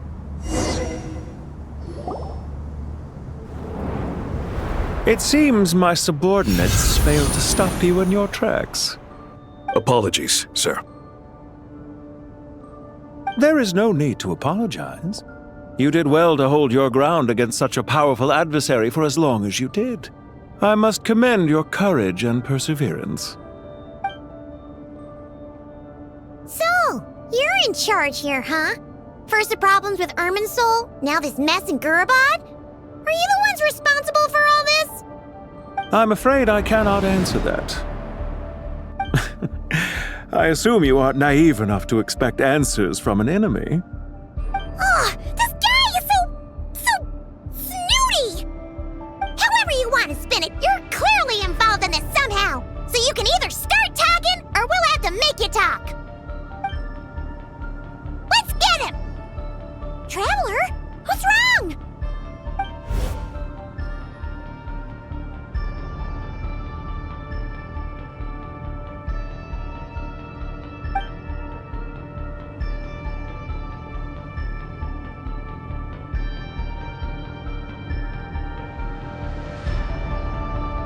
You're remarkably calm. Some would act more rashly upon finding the ringleader all alone. But you keep your cool. Even as your enemy, I must applaud you. Did you show yourself just to say that? Is this you trying to take back control of the conversation? Unfortunately, I really don't have anything to say to you. I am here merely to indulge my own curiosity. Your names are well known among the Fatui. Naturally, I wanted to observe you up close while I had the chance. Hey! Don't treat us like we're some kind of exotic animals in a zoo! Oh, I wouldn't dream of it. You seem rather predisposed to misunderstand me. I'm quite aware that you are both heroes of great renown. You have resolved crises in many nations and won countless allies along the way. I've been following your adventures with great admiration. My only regret is that the trajectory of your journey conflicts with our goals. What do you mean, admiration? Sorry, but that sounds pretty weird coming from you. I don't see why. We may happen to occupy opposing sides, but there is no cause for deep-seated enmity between us. To respect one's enemy is to respect oneself. Well, now that you're observing us up close, what do you see? I've observed as keenly as I can. Yet, while I endeavor to understand, your true strength remains a mystery to me. Violence is not my area of expertise either, so, you see, I would much rather converse with you like this than determine a victor with the edge of a blade. Besides, I've heard that even 3 moons in the sky fail to eclipse your brilliance. I know better than to bite off more than I can chew. 3 moons? So you have a connection with the Harbinger, the Doctor. Well deduced. Our commander, Dottore, died in Nodcry, but there are things that do not end with his departure. We must... Look at me. I almost divulged more than I should have. What are you after? Revenge for Dottore? Or are you plotting something else? I've said quite enough, I believe. There's no point in continuing this conversation, except to say, I've noticed that you seem to know your way around here quite well. A repeated visitor to Gurabad, are we? Ugh. I'll take that as a yes. Then I'm sure you'll have heard the story of this place. The mother of the Jinn, Lilupar, and the tragic tale of her vengeance that spanned 3 generations. It was right here that Lilupar once helped the wise to ascend to the throne. But from that moment on, every king who sat upon it was corrupted by power. These degenerate rulers lost control over their nation, and with it, the right to occupy that exalted seat. What are you trying to say? I once admired you for your adventures. That is the earnest truth. But it appears to me that your journey serves ultimately to uphold the rules of this world. Are these rules truly just? Does the heavenly principles rule with wisdom or folly? And how can we be sure that the Seven, who wield authority over the world, will not be corrupted? Do you seriously think you're gonna convince us of anything? Convince you? I'm sure my commander already tried that. Why would I waste my breath doing the same? If a few words from a stranger were enough to make someone completely change their stance, it would only prove that they never had a firm will to begin with. I am merely stating my position, so that we might understand each other better. One's enemy in the present may not necessarily be an enemy for life. As for what game I'm playing here, I'm simply buying some time. But now I must bid you farewell. It was a wise decision not to attack me immediately. Since you did not fall for my ambush, I will now have to ask those in hiding to reveal themselves. Leave this to us, sir. Very well. I trust you to do what is necessary. Stall him while I execute the next step of the plan. Sumeru City, Irminsul. Hey! Stop right there! Don't you dare leave without explaining yourself! All units, stop them! Protect the commander! Did you hear that? He mentioned Sumeru City and Irminsul! He definitely knows something! We can't let him get away! Get rid of these pesky soldiers, quick!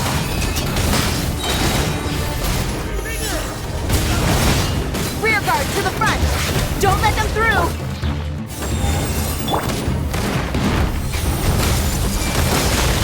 Fire rate maximum! Resistance is futile! Our little secret.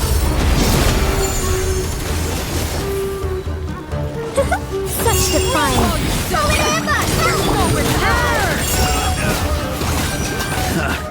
Time to get serious. Get that thing in position!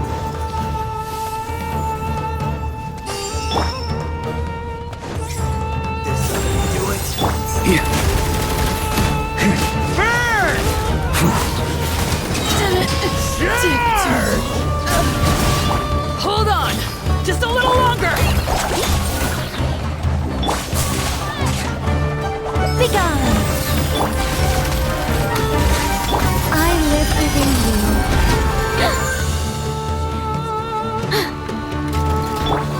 Make yourselves a room!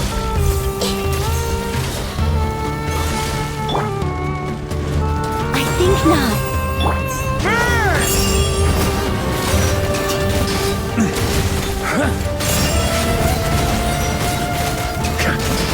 On me.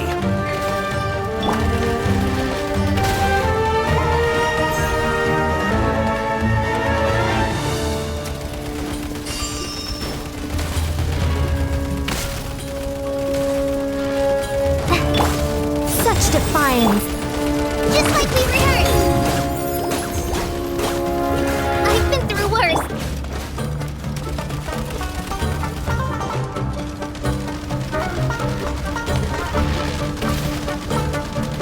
Begone! I see everything!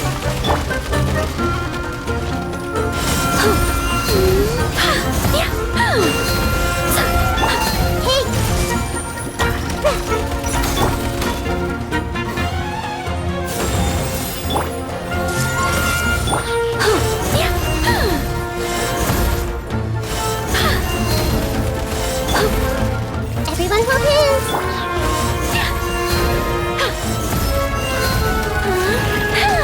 I think not. Hey! Yeah! We finally beat them! That mysterious guy can't have gotten far! Let's catch up with him!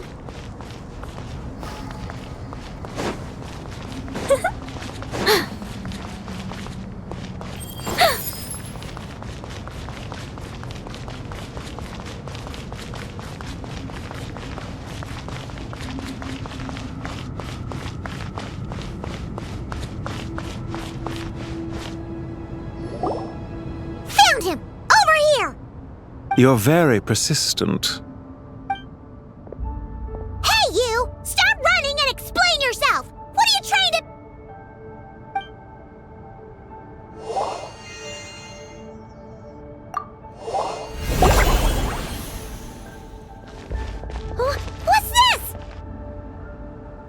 Relax. A small trap like this won't be enough to hold you. The sandstorms from Gurabad will die down soon enough, but this small window of time was all we needed to launch the next phase of our plan.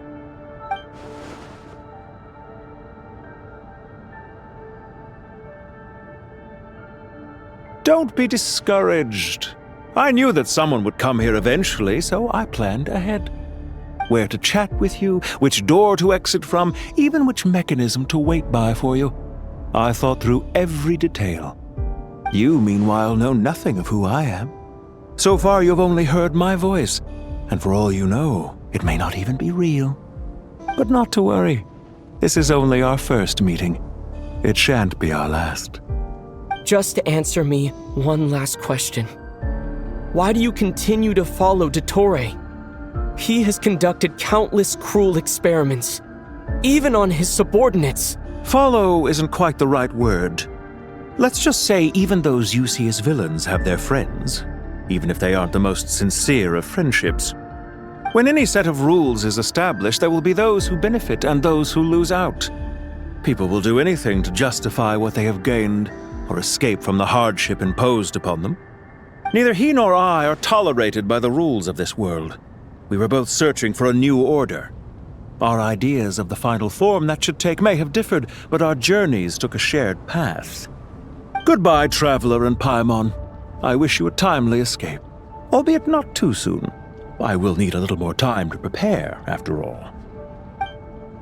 Hey! Come back! Wait, this dark wall. We've seen these on our adventures before. It swallows people up! Oh, I'm sorry. She shouldn't have jumped the gun! Oh, okay.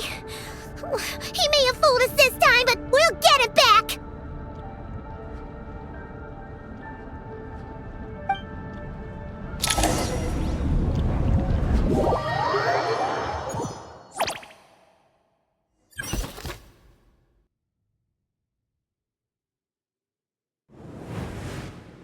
Sino and his team are guarding the north. We'll take this side. There's so many Jin! We can't let them get into Aru Village! Don't fret. I am well prepared for this situation. Huh. So you have a solution? Perhaps you're unaware that I have a trusty genie partner of my own, Plumpy. If I send her to negotiate with the others, this whole thing will be resolved before you can say Mora. Off you go, Plumpy!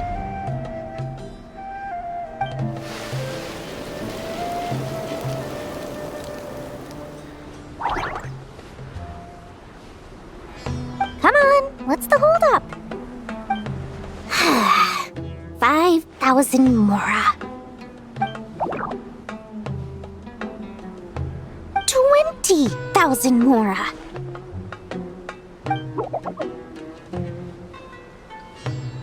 100,000 Mora.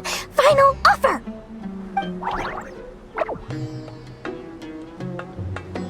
Ah, so she's a hired partner.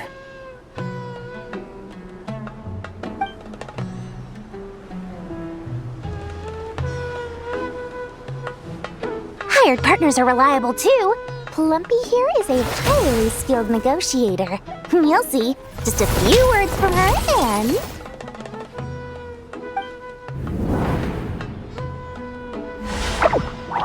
Plumpy! Don't you Jin have any respect for the rules? This was supposed to be a negotiation! How dare you treat my messenger like this? You wanna play rough? You can play at that game!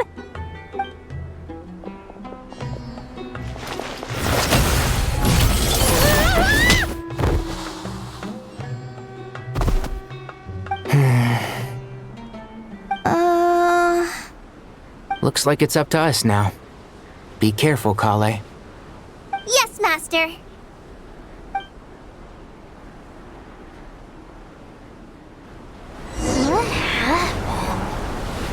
How did I pass out? Never mind.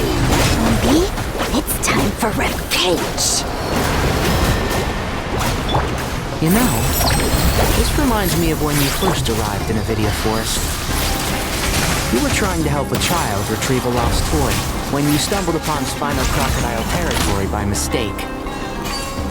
Yeah, I remember. Our first time fighting side by side.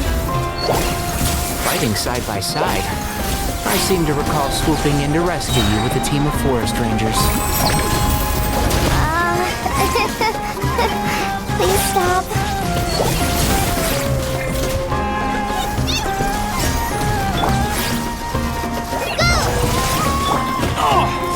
I'll uproot you! One with the forest.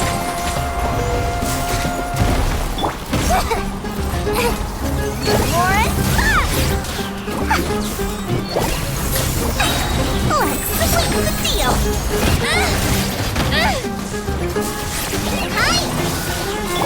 Enshroud!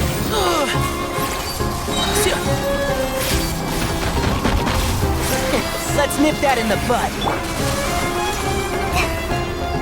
Just like we rehearsed.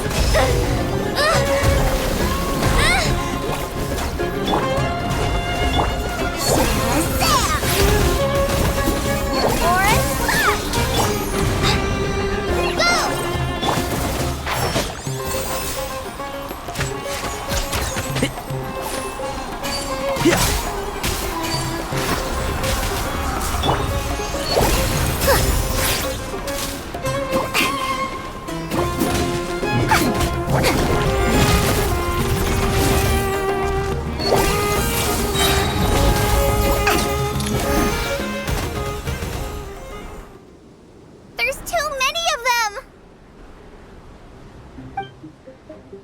I can't believe I used 12 rare items in one battle! Ugh. I shudder to think how this is going to affect this month's accounts. The sight of that glaring deficit might be more than my poor heart can take. Tighnari, how's the situation on your end? We held the line, though it was a close call. But it looks like they're preparing for another attack. Has something happened? They've breached our defenses in the south. The Jinn are pouring in. We're moving the villages to the north as we speak. We're hemmed in. This is getting precarious. Our margin for error just got a lot smaller. That's why we wanted to confirm your status. We need to consider our next move carefully. Bad news! Another line of defense has been breached. Kale, go with them and assess the situation. Dory and I will hold the line here. But Master! Even with 3 of us, we barely managed to. This is not a discussion, Kale. Don't worry about us. She clearly still has plenty of tricks left up her sleeve. Wait! You can't pin all your hopes on me? Oh, great.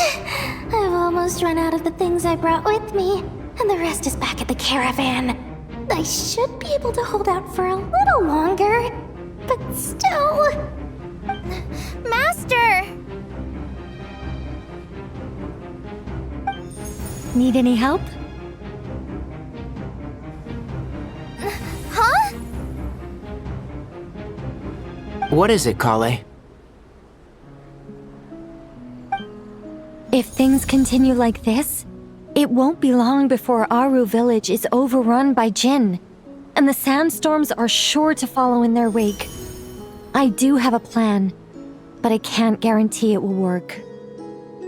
I don't care! Whoever you are! Please just help us! The only one who can help is you.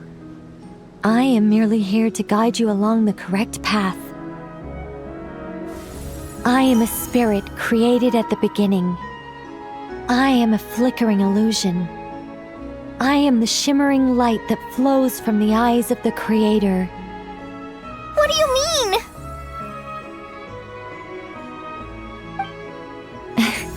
It doesn't matter. You don't need to understand it. Just repeat after me, one line at a time. Watch out! Jinn incoming! I am a spirit created at the beginning. Here goes nothing! I am a spirit, created at the beginning.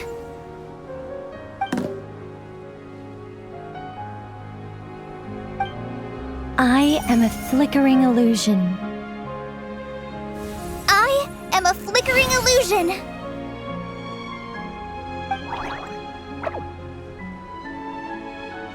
What's wrong, Plumpy? I've never seen you so agitated before. But how do you... Do you know what Kale is reciting? I am the shimmering light that flows from the eyes of the Creator.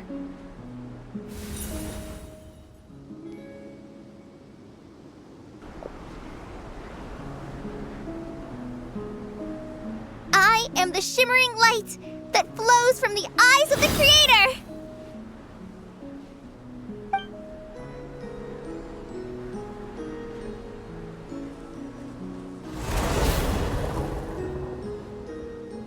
It's a song composed by the goddess of flowers, but very few records of it remain, even in historical texts. All we have is a few fragments. Is Kale an avid historian? Not to my knowledge. The Jinn have actually quieted down. Although... Oh, it's more than that. It looks like they're showing... submission. Clearly the songs left by the goddess of flowers have a soothing effect on them. At the very least, they're much calmer now. Really? Let me try. I am a spirit created at the beginning.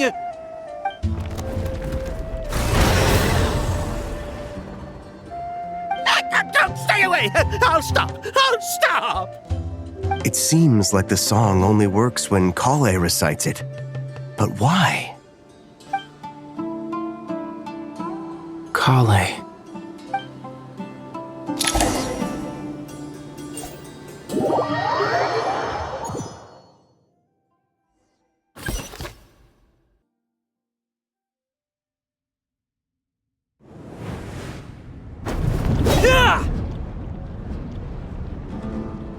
Any luck?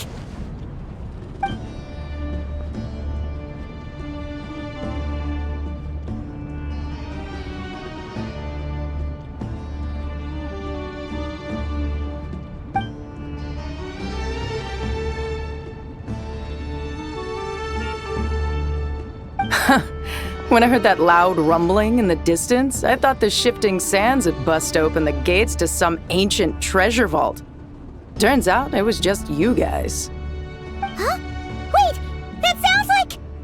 It's been a long while. Did you miss me?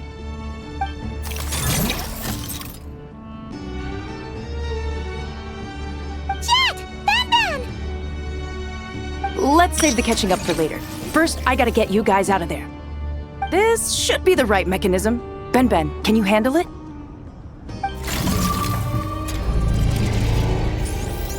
There we go. Come on, let's leave this place.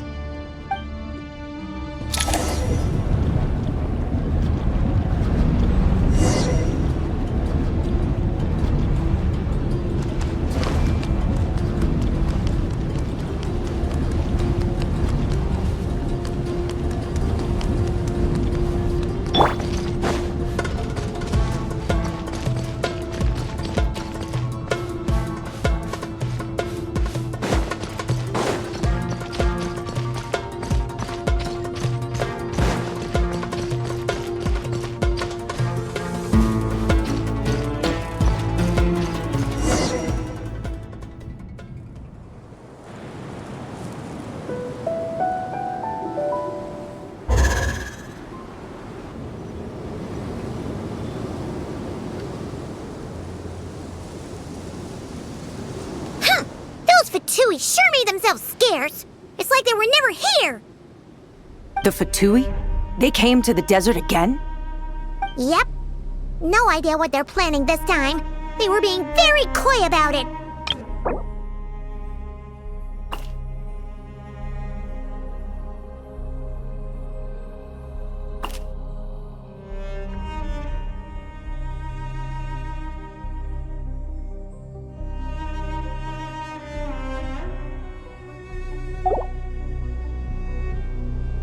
How have you been, Jet? Well, since we last met, I've started my own band of mercs. We've actually made quite a name for ourselves. Oh, yeah. On a slightly different note, I have some good news. I finally took care of Masaira. Not much to write home about. It was just another day. Found his hideout.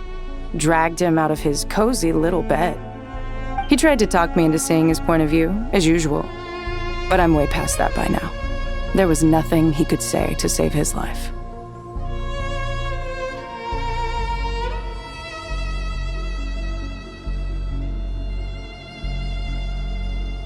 What about you guys? Bet you've forgotten all about me and Ben Ben, huh? Of course not! We're super duper best friends! Wow. Sounds like I should make time to visit some other nations too. Anyway, what brings you to Gurabad? Oh, right. I almost forgot. We're here to look for Lilupar. Oh, that bottle? Yeah! We need her power to calm the Jinn and stop the sandstorms. Here's hoping we actually manage to find her, after all the trouble we've been through. Surely, with everything's been going on in Gurabad, she must have woken up, right? Only one way to find out.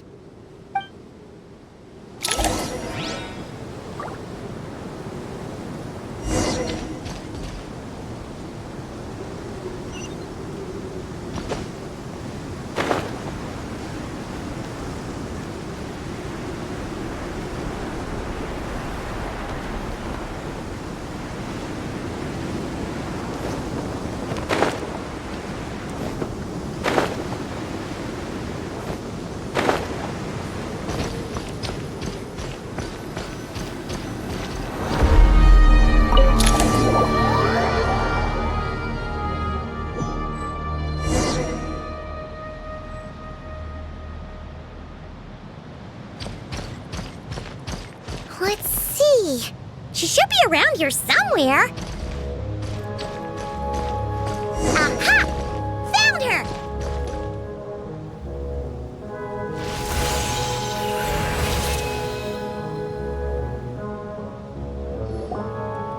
Lilupar! What a long dream that was. It's been a while, my master. Oh, and you're here too, little wildcat. The four of us back together again. Imagine that. In truth, it was at first. I was none too pleased when those miscreants barged in.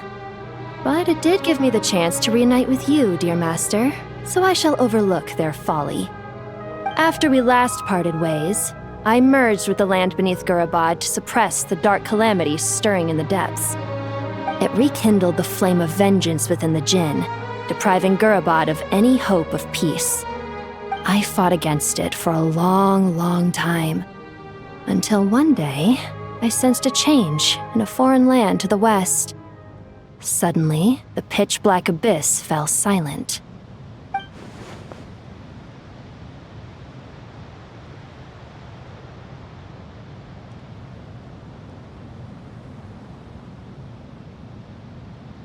Once satisfied that that dark power could no longer bewitch the Jinn, I too fell into a deep slumber, from which I have only now awoken.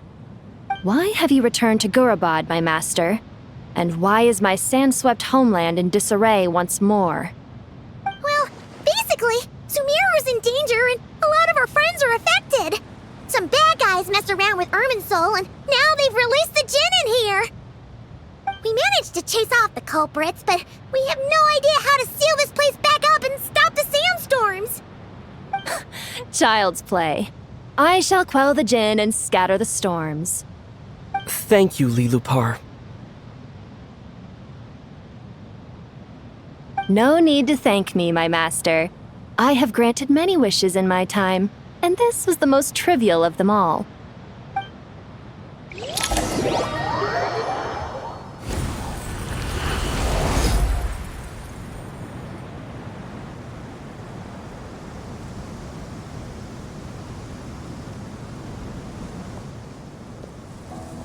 The sandstorm's gone. The sun shines bright again. When I said that we'd meet again under a lovelier sun, this was exactly how I imagined it. Yay! Although, honestly, Paimon would love to hang out with you more, even if the weather sucked. Well, there shouldn't be any more Jinn breaking out, right? Are we okay to head back? Sounds good. You can introduce us to your other friends. Another adventure begins. Lovely.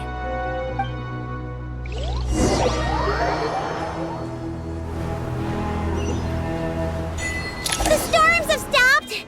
We should be able to get to the Temple of Silence without any problems now. Time to regroup!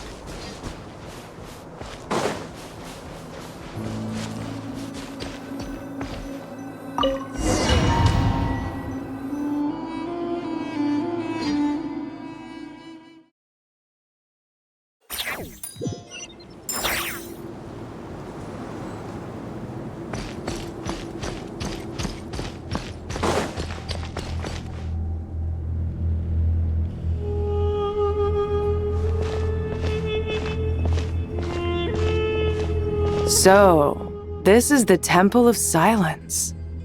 I've heard the Nagarjanites mention it in passing, but I never imagined it would be this big. It's colossal. I thought the temple moved to the rainforest ages ago. When did they scamper back into the desert? I don't know. This plan sounds a little too risky for my liking. Even in King Deshret's day, this was experimental technology.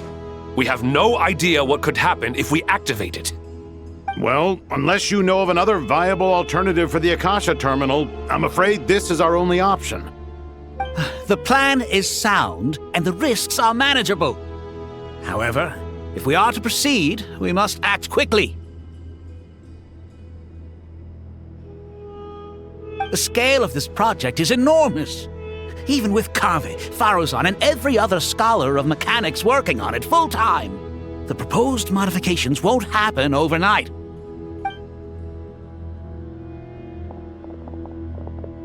You're back. Everything all right? And who are they? Friends of yours? Pretty much everyone in the Temple of Silence is. This guy's Kave, and the one next to him is Alhaitham. Hello, I'm Jet, and this is Lilupar. Oh, a famous name from the history books. Pleased to meet you. A friend of a friend is a friend of mine, as they say. Who's they? Huh? Do people not say that? Not in the desert. Friends you can trust, but friends of friends? Gotta keep an eye on them. Still, I do trust the Traveler's judgment. I'm sure you're good people. The sandstorms have calmed down. I take it the Gurabad problem is resolved? What did you find?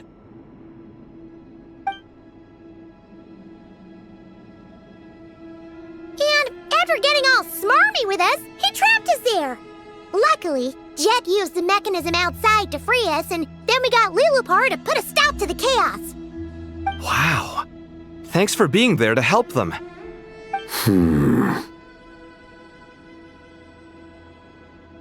So, this mystery man openly admitted that he was merely a Harbinger subordinate. Yeah? Is there something weird about that?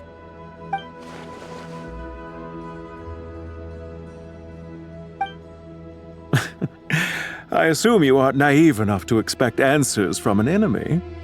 Well deduced. Our commander, Dottore, died in Nodcry.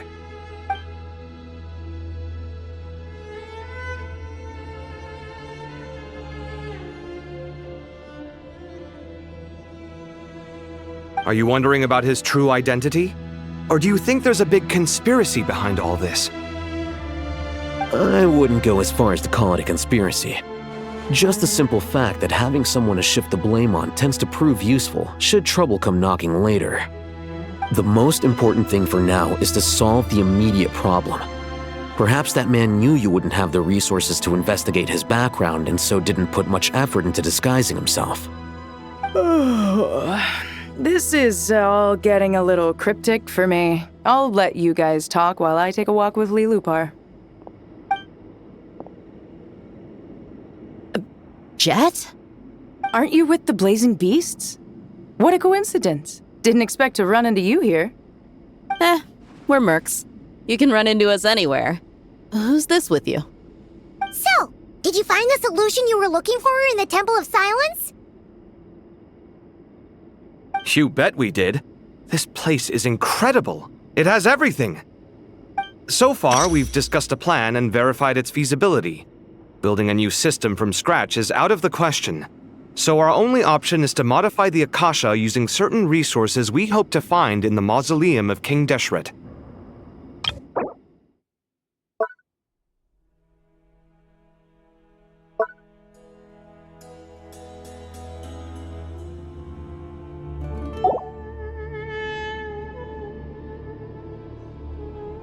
According to certain sources in the Temple of Silence, there is a core device in King Deshret's mausoleum known as Aru. Little is known about this device in academic circles, which suggests it was hidden quite effectively. If these sources prove correct, the energy contained within Aru may be sufficient to power our Akasha renovation plan.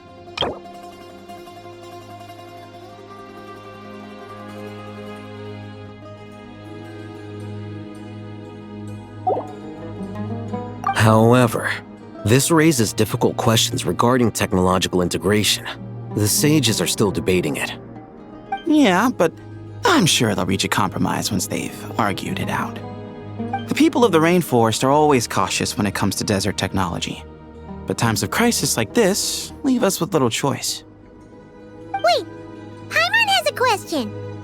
Is this the same Aru we've heard of before? It's sealed off, right?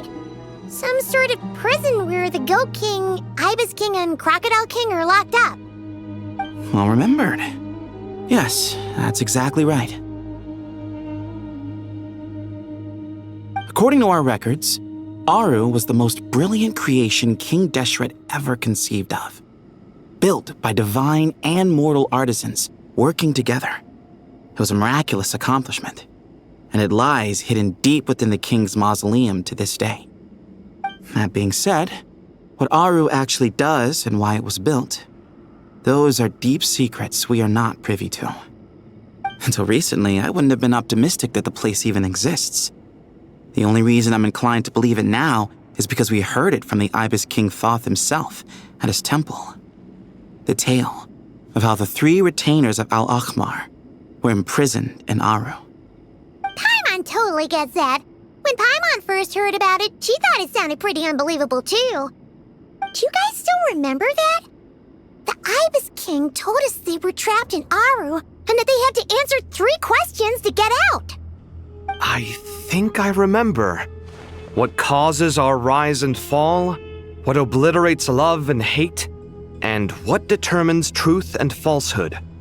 Those were the 3 questions, right? Yeah. If only Nefer were here. She's dealt with the Ibis King before, so she might know more. Oh, Nefer is a friend we met in Notcry. Notcry? Funny. She showed up here earlier. Huh? Yeah. Had another lady with her too. Both said they knew you. They contacted the sages, claiming they might be able to offer some assistance. Really? They came here to help out? Yes, really. It was just before you got back. One of them said she's made Nodcry her home. If she's the person you were talking about, then... Looks like betting on Aru was the right choice. See? They're right over there. Nicole! Nefer! Why, hello! We're here to help.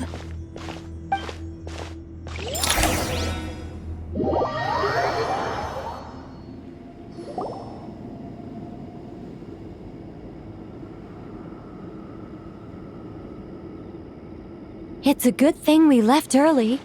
We almost got locked out.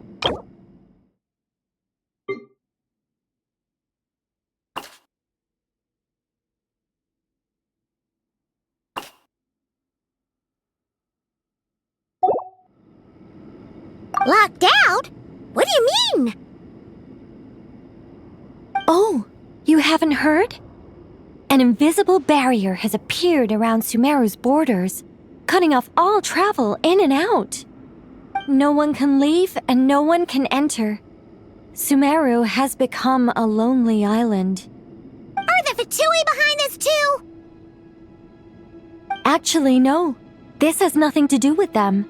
I suspect it's a defense mechanism within Irminsul itself. Irminsul is the source of Tevat's ley lines after all, and Sumeru is the nation closest to it.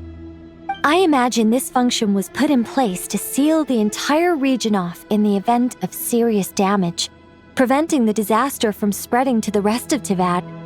It may have been implemented long ago. But doesn't that mean that the people here won't be able to escape to other nations if the anomaly keeps spreading?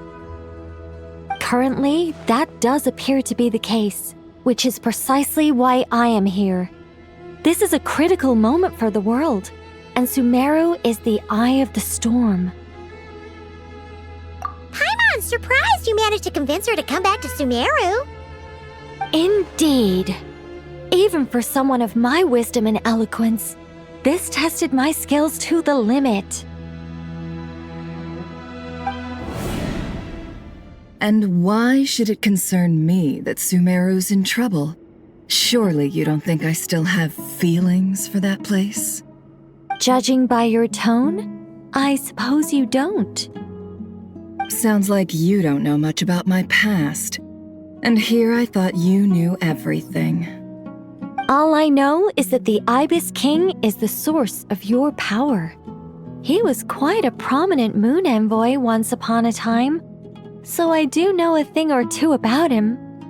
As for your past, I have ways to learn the full story if I wish to. But everyone has secrets they'd rather keep to themselves, wouldn't you say?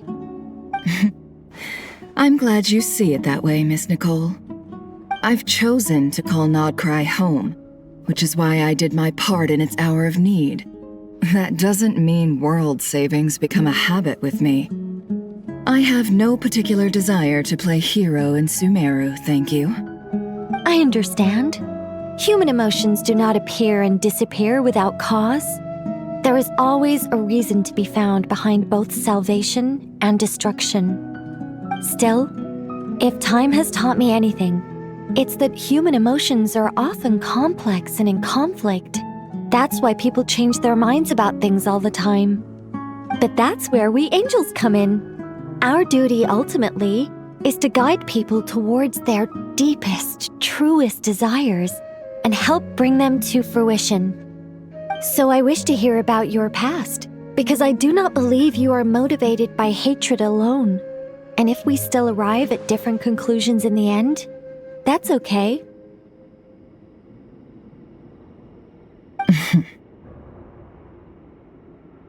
I refuse. Wait, what? But I set the atmosphere and everything. Isn't this supposed to be the moment when we finally open up to one another? Is it? Maybe I'm not so good at reading the atmosphere. You're right, Nicole. There's more to me than just hatred. Had it consumed me, I'd be left stuck in the past forever, never living in the present. But I don't think that your guidance can change my mind. The all-consuming sands, the bloodshed, both deserved and undeserved. Those old emotions cling to me like a shadow. Do you wish to shake them off? No. I hope to remember them forever. Those emotions and memories shaped me into the person I am today. They'll always be a part of me. In that case, would you like to hear my perspective, at least? Sure. It's not every day you get to hear an angel's opinion. A long, long time ago, When the angels still walked freely upon the earth, I found life tedious. Monotonous work, lukewarm relationships. Things weren't nearly as interesting as they are now. And yet, since the angel's demise, I have found myself missing those days on more than one occasion. Human emotions are often attached to a person, a place, or an object. When those things are gone, the memories quickly fade, and the emotions slip away along with them. If Sumeru were destroyed, both rainforest and desert would be no more. With the object of your hatred wiped from existence, it would not take long for the memories buried deep in your heart to slowly fade. Both love and hate are intense emotions, but they are nothing compared to the void left behind when they disappear. Most sophisticated, Miss Nicole. But anyone focused on the future could only ever applaud the destruction of the things they hate. Still, I'm a special case. Someone once told me that human memory is more selective than a Mora-hungry merchant choosing between customers. We all need a reality check once in a while, so we don't forget the truth. As much as I dislike Sumeru, this is no way for it to perish. All right, you win. I'll help you out a little, but I won't work for free. How much will you need? You're not gonna milk this for all it's worth, are you? What do you think? I'll be upfront with you. I don't have much more on me. If that's what you need, I could borrow some from Alice. Or perhaps I could pay in sculptures. The ones I carve are actually worth quite a lot. Just cover my travel expenses. Huh? Is that all? That's all. Given all the people I owe favors to, I can just about justify a trip to Sumeru. Yehoda! Here, boss! What do you need? I'm going back to Sumeru for a while. While I'm away, you'll be in charge of the curatorium. Me? I'm in charge? Whoa! Don't worry, boss. You can count on me! And that was how the ingenious Angel Nicole brought you the perfect person for the job in your hour of need. Hip hip hooray! That was far more detailed than necessary. Not lacking in embellishment either. I never thought I'd return. Especially not the desert. But life doesn't always go as planned, I suppose.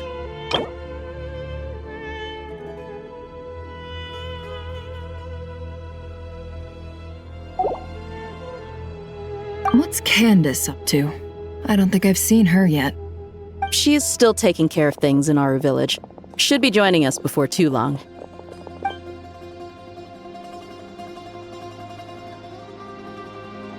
Oh, and sorry. Hope we're not interrupting anything. We have some good news, though. We're planning to go to the mausoleum of King Deshret to look for the legendary Aru, then use it to try and restore the Akasha system. According to records in the Temple of Silence, the mausoleum houses something called Aru's Chute, which can be used to establish connection with Aru. We still have some time before we leave, so there's no rush. By the way, who are these two new faces? Just call me Nefer. I'm based in Nodcry.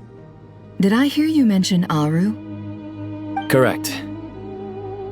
Well, I happen to have a connection with one of the 3 retainers imprisoned inside, the Ibis King. I'm here to get things done, so if you don't mind, I think I should come with you. That sounds perfect. Miss Nefer, are you from the desert by any chance? Why do you ask? I don't know. There's a familiar air about you. Plus, you mentioned Candace. Sorry, I don't mean to pry. It was just a random thought. I'm Dia, an eremite mercenary.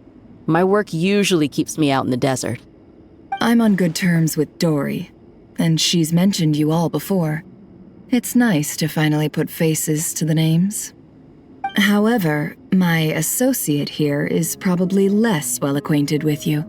Why don't you all introduce yourselves? Actually, I'm a little better acquainted than you might think. Huh? Huh. Are my eyes playing tricks on me? It looked like you spoke without moving your mouth. Ventriloquism. I have heard tell of it before. What is it, Kale? It's you! You're the voice who's been speaking in my head, aren't you? You encouraged me to report my dreams to the Dendro Archon, and got me to recite that magic prayer. Mm-hmm. I have many titles, but let's go with the most pertinent one. I am Nicole Rain, an angel who has lived since ancient times. An angel? Sounds like a big deal, but, what exactly is an angel? Oh, Well, we're a rather long-living race of beings. Not gods, technically, but we can still tell you a lot of stories from ancient history. Yep! And she's also an amazing sculptor! You could say she's a real creative type. Well, ma'am, if both the Traveler and Paimon give you rave reviews, you must be pretty impressive. Oh, please don't call me ma'am. I find it so awkward when people get too formal with me. Just relax and be yourselves. No need to be nervous. Miss Nicole, if it's okay, could I ask you a few questions? Yes, you may. I can see your heart is filled with confusion, and you are desperate for answers. I also know which questions you want to ask me. Why did you dream of Sumeru City in disarray? Why did those verses soothe the djinn only when recited by you? I can guide you to the truth, but it involves a personal secret of yours. I'd prefer to speak with you alone, if possible.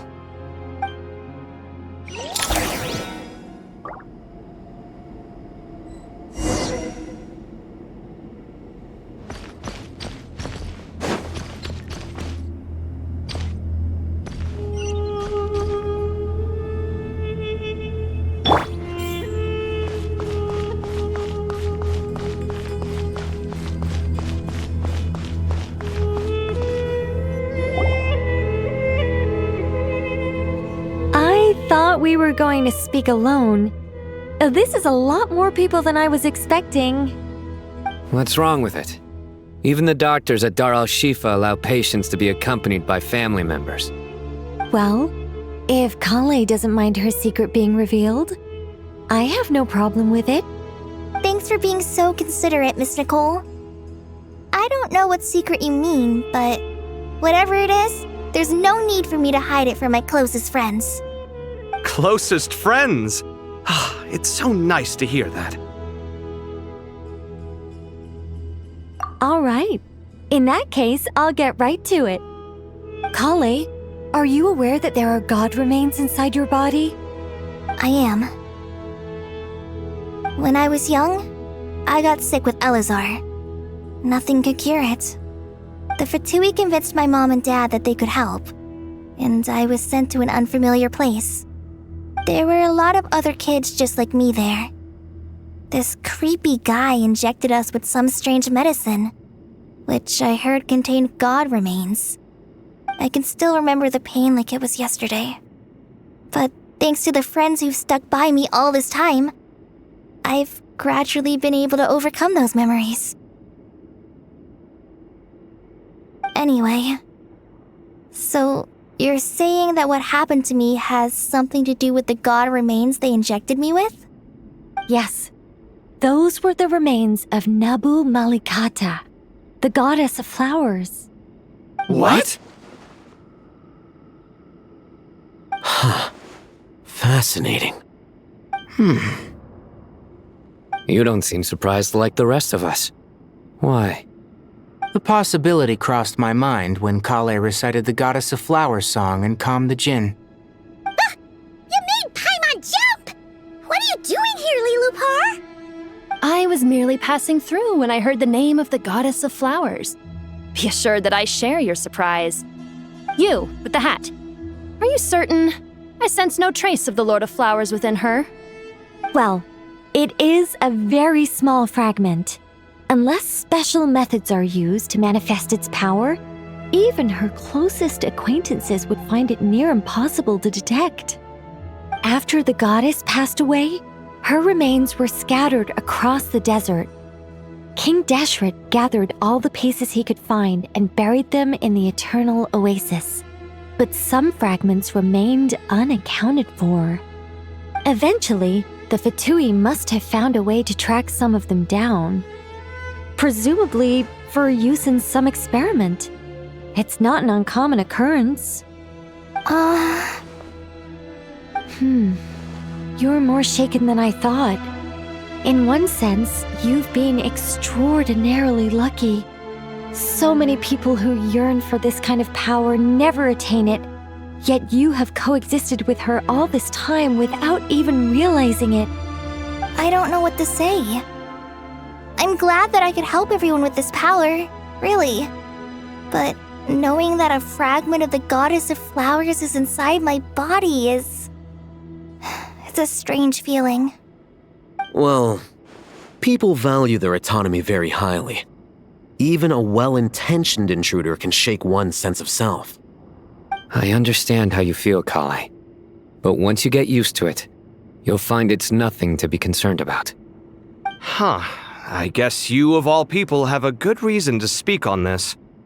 2 good reasons, in fact. Incidentally, 3 is the maximum number of Hermanubis' Ba fragments that I could bear. Let me guess. Because 2's company but 3's a crowd?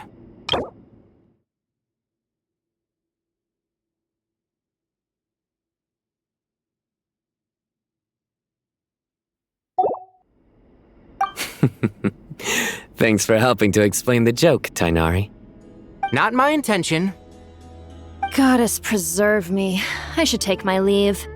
This boy in his wolf's head hat speaks much too differently from the Hermanubis I remember.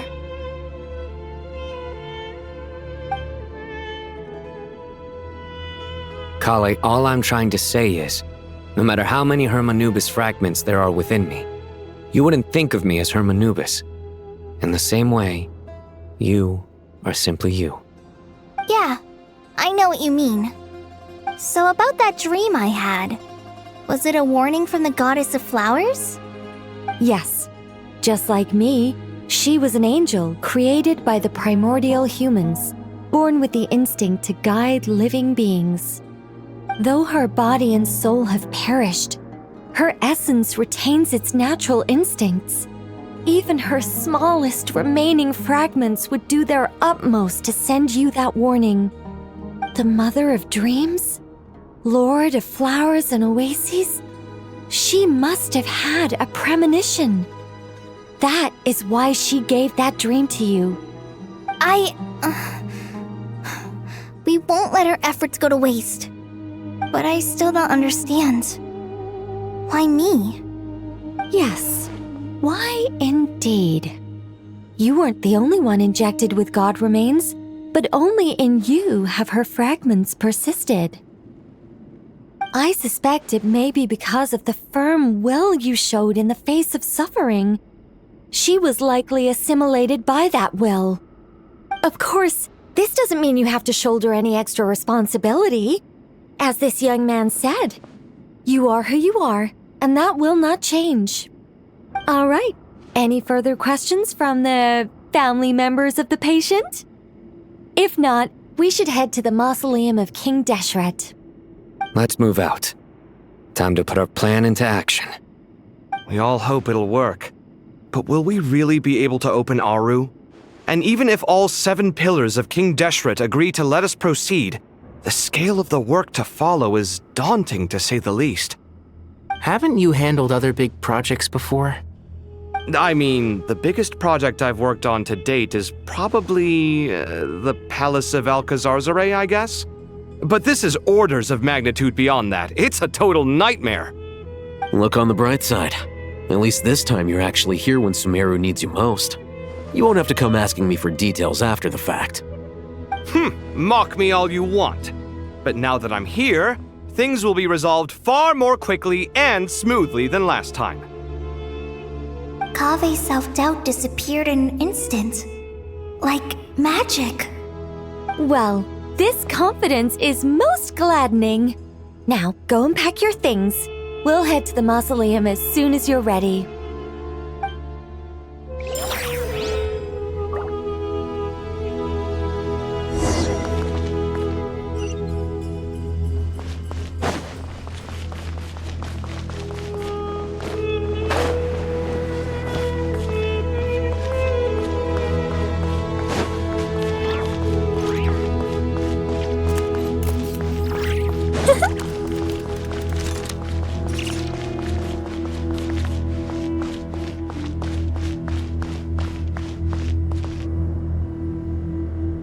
Oh, Miss Nicole.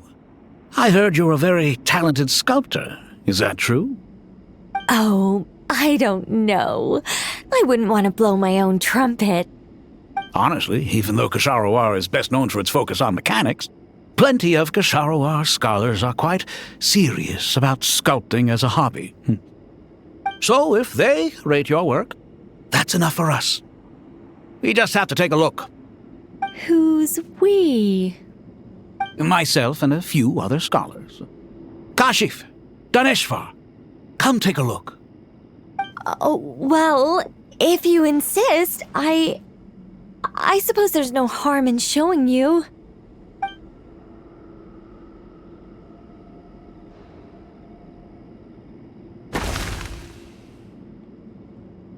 Whoa! Where did that come from? Look at the level of detail. It's so lifelike. The squirrel descends from the heavens like a champion, and the earth trembles beneath its feet. What do you think? Striking, isn't it? Kaveh? Kaveh, come here for a sec. Oh, and Madame Faruzan, didn't you used to study in our darshan? Come take a look. All right, but hang on a moment. I have to finish reviewing this proposal first. You called? What is it, youngster? This squirrel statue. Isn't it cute? Oh, a squirrel. I wouldn't say cute per se. The realism is what stands out to me. Were you trying to carve a statue of a hero, young lady? Oh, a hero?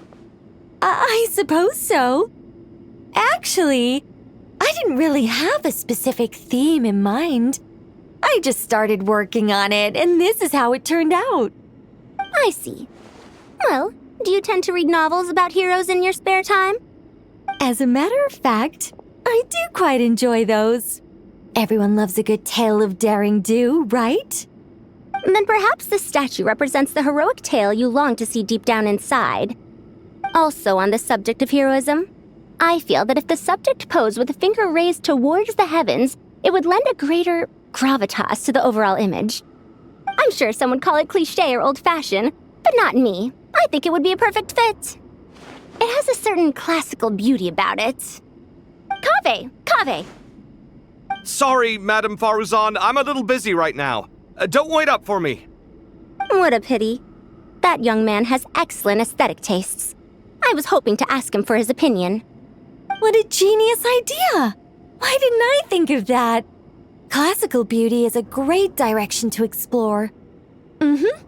That's it. Once I get back, I'm going to sculpt a heroic squirrel pointing its finger towards the sky. Precisely. A declaration of victory. You understand my vision. Then place the two statues face to face. Yes! That's exactly what I was thinking. It'll be a masterpiece. Miss... I'm sorry. I didn't catch your name. Just call me Nicole. Madame Faruzan? Was it? What? Oh, no. That wouldn't be right. Why ever not? Madam is a state of mind cultivated from within. Anyone may call me Madam if they so desire. My dear Miss Nicole, once we make it through these trying times, should we have the pleasure of meeting again, I shall look forward to seeing your new work. In this day of age, it's rare to find people with an appreciation for classical aesthetics. Meeting you was truly a pleasant surprise.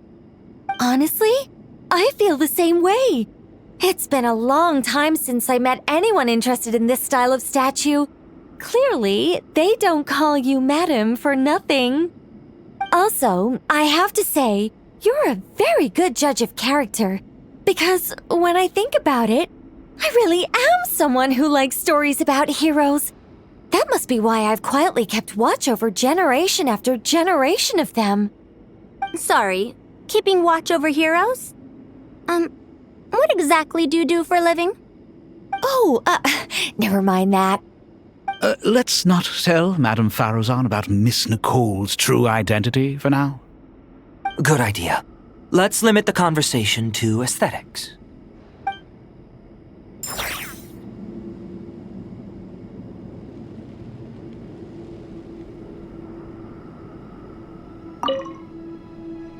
Let's not tell Madame Farozan about Miss Nicole. Good idea. Let's...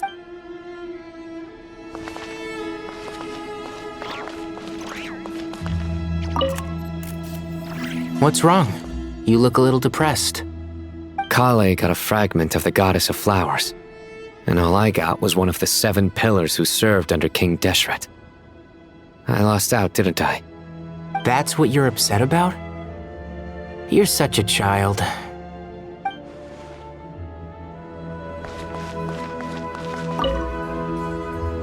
Oh, so many books. More than I could ever read in my life. But I've learned a lot that the textbooks could never teach me. I never realized that people in the distant past thought about some of the same questions we ponder today.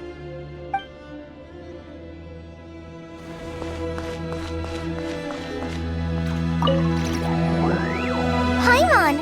Thanks again for your notes. I'm done copying them, so here you go. You're welcome. Just let Paimon know if you ever need help again.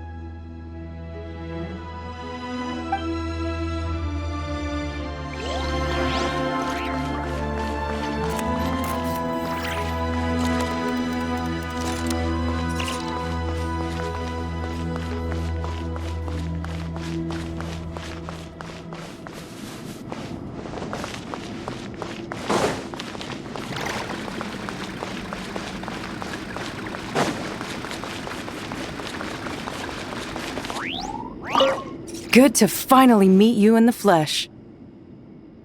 It's a little surreal seeing you here after exchanging letters for so long. In my head, the boss of the Curatorium of Secrets didn't look so young. Sounds like you have some history then? Any budding mercenary group needs a steady supply of intel. They, in turn, can prove an exceptional source of the same. The Curatorium of Secrets is happy to cooperate with friends from all over the world. If you're interested, you'd be very welcome to join our network too, Miss Dia. Can't say no to a solid partnership, especially out here in the desert. Having intel can mean the difference between life and death. But cooperation's built on mutual trust, and there isn't much contact between the desert and Nodcry. So I'm guessing you reached out to Jet first, Miss Nefer? What's behind your interest in the desert? Nostalgia? Or is there someone you're looking to take care of? Let's put all our cards on the table first. Things will go more smoothly that way. I like your style, Flame Mane. Actually, I had this same discussion with Jet before we started working together. To be clear, I have no intention of using you for any ulterior motives, and I have no enemies in the desert as things stand now. Were that to change, I wouldn't drag outsiders into a conflict that doesn't concern them. There's no point in doing certain things if you don't do them yourself. Wouldn't you agree? Well said. Taking responsibility for one's own affairs is the way of the desert folk. Huh. It's like you're one of us. You sure that's a compliment? Absolutely. I'll take it. Perhaps we can discuss our cooperation in more detail now? Sure. I love working with no-nonsense people. And you certainly fit that description. I look forward to a fruitful partnership. As do I, my friends.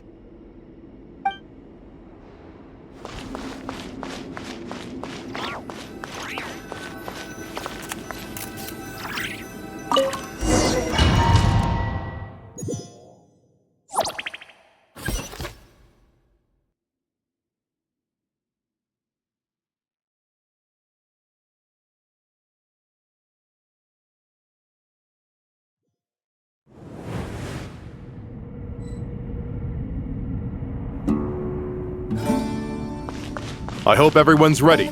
We'll be arriving at our destination very shortly.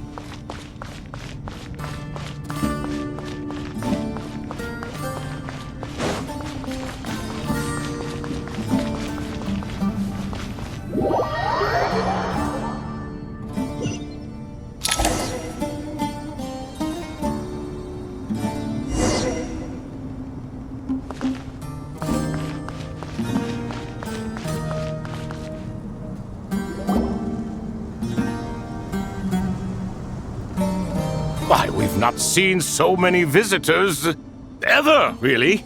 What is this place now, a tourist attraction? Ah, closer inspection reveals many familiar faces. To what do we dusty old fellows owe the honor? Surely you're not just here to chat. You surmise correctly. We are here to carry out a rather enormous project. Ho, enormous, you say? How large, then? Larger than the gaping void in our lives? Why, you've even put a smile on Goatee and Crocco's faces. All this activity is making for quite the special day.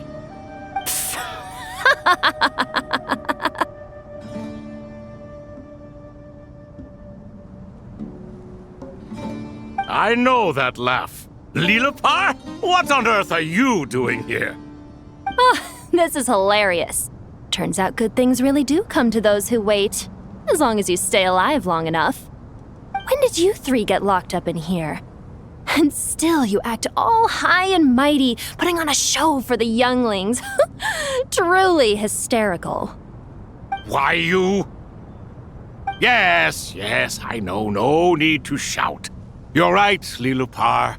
Goatee, Crocco, and I all have the same problem. But didn't King Deshret seal you away? How did you break free, and how did you get in here? Who knows? Perhaps you can ask my master one day, should you ever get the chance. Behold, the executioners of old. Some have turned into fragments residing in human bodies, and others are imprisoned eternally, leaving not a single shard behind. It's almost tragic, watching lowly prisoners like you act all self-important. Curiosity gnaws at you, doesn't it? Your interest in the outside world threatens to burst you at the seams. Turf. I'm starting to take a liking to this magic bottle lady. Time is of the essence. Let's get down to business. We come to you, O three ancient lords, to request your assistance on behalf of the Academia. If we can help you regain your freedom, then please consider lending us your aid. As for precisely what we need your help with, it's a long story. So, to demonstrate our sincerity, we are prepared to first resolve the problems that plague the three of you. All right, stop arguing, Crocco. And Goatee, don't you start. What's the harm in letting her speak?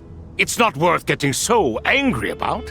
Forget about her. The three questions are the crucial thing here. But do you really have a way to answer them? You once answered the final question, Nefer, but the seal did not open. Unless, with the passage of time, you have found a new answer? You could say so. When you first asked me what determines truth and falsehood, my answer was a liar's soul. Liars are the best at seeing through the falsehoods of the world. But if you want them to tell you the truth, you have to reach their soul.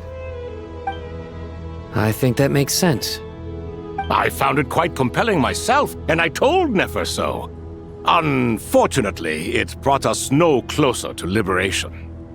Well, that's simply because it was my answer, not the one King Deshret was looking for. Can you guess which answer Al-Ahmar wanted then? Time. And that's not only the answer to the final question, it's the answer to all three of them. All things wax and wane with the passage of time. Love and hate eventually fade into nothing. Current affairs are always fraught with conflict and controversy. Only time can distinguish between right and wrong. You once described King Deshret as a proud man. I'd say that the prouder someone is, the more inclined they are to believe that only time is qualified to be their judge. Time. Well. Indeed. Perhaps in building Aru, our king was in fact attempting to reverse time, to bring love and hate, right and wrong, the rise and fall of all things back to their point of origin.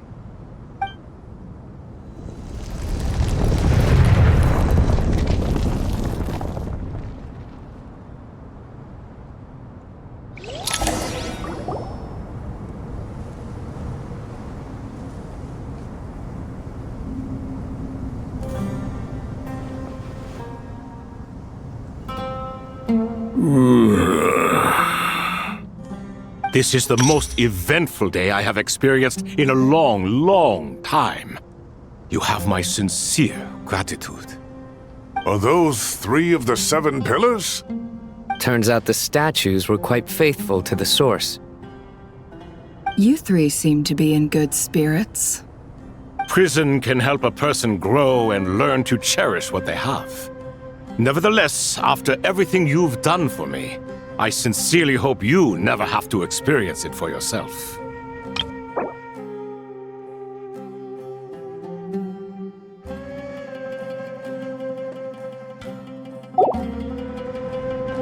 Hello, Nefer. It's good to see you, Thoth the Ibis King.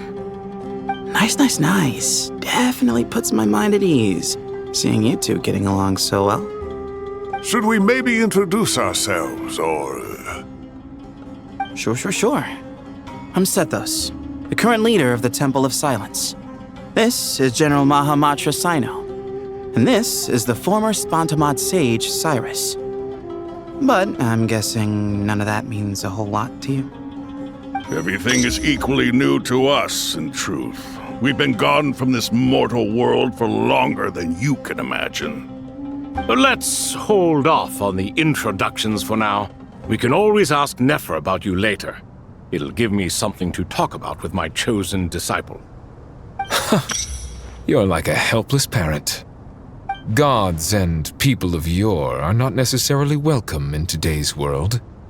Self-awareness is one of my finest qualities. I thought I ought to share its fruits with you two.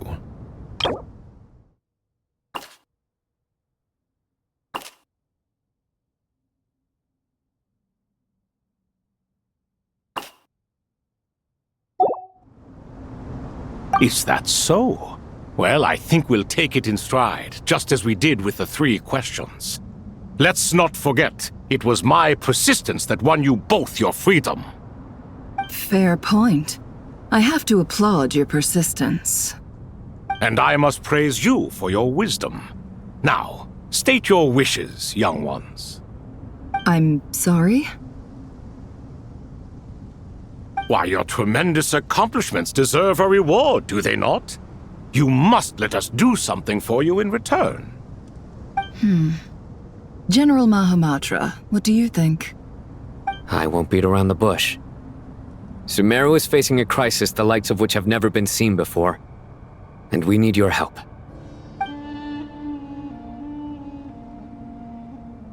Every calamity throughout the ages has been connected to us in one way or another, whether we were its cause or consequence.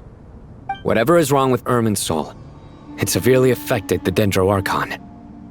She fell into a coma, and is currently receiving treatment from the Dendro Dragon. The Dendro Dragon? I'm sorry, the Dendro Dragon is helping to heal the Dendro Archon? Not a pep, surely. Not vicious, cruel a pep who possesses no virtues aside from her basic instincts. Ah, good heavens. Oh, I shudder to think what could have caused Lesser Lord Kusanali to suffer such a plight. Still, why would the Dendro Dragon lend you her aid? She has always held nothing but contempt for the Archons. I suppose she and Kusanali must have some history. You can help us make history too. A smooth talker. Well said, lad. Currently, no one can connect to Irminsul. We hope that by opening up Aru and making some modifications to it, we can use its technology to our advantage. Unfortunately, Aru is an imperfect creation. King Deshret never managed to realize his full vision before his death. Much remains to be done if it is to be pitted against Irminsul itself. Besides, I hear your reasons, but to give Aru up over such would be... The archaeological records clearly indicate that although Aru's construction took a long time, it was not beyond human means to achieve. Modern technology should solve the efficiency issues. We have no choice but to go all in on this. This is by no means a threat. But the only reason we helped you escape from Aru was to gain the necessary leverage to negotiate with you. You asked us to state our wishes, and we have. Each one of us here needs your help, as do all the thousands of people living in Sumeru. They need you, and they need Aru. What do we think, my fellow old fogies? Shall we lend our support or not? Since you ask so nicely, naturally. Naturally what? Are you for or against? I simply mean we shall do what comes naturally. You claim that you wish to open Aru. Know you then that the golden slumber created by King Deshret is preserved within? We do. We understand the risks involved. In all likelihood, the mortal world will never again be able to replicate King Deshret's work. Never will there be another chance to come so close to creating a utopia. Knowing this, are you sure of your decision? We are sure. Before people can dream, they must first live.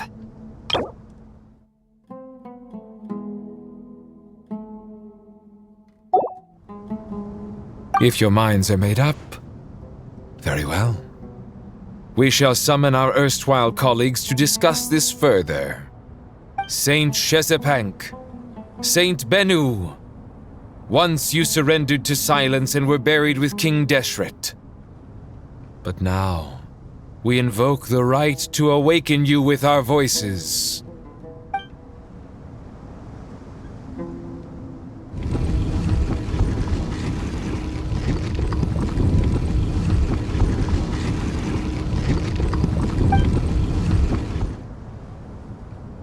Saint Bennu, responding to your call. 3 kings detected. Initiating autonomous will. Saint Shezepank, responding to your call. 3 kings detected. Initiating autonomous will. Ah, Lord Herreshoff. What a long time it has been. I trust you are keeping well. Then your trust in my well-being has long outlived your physical body. You have always opened with that same phrase, in life, death, and now even beyond.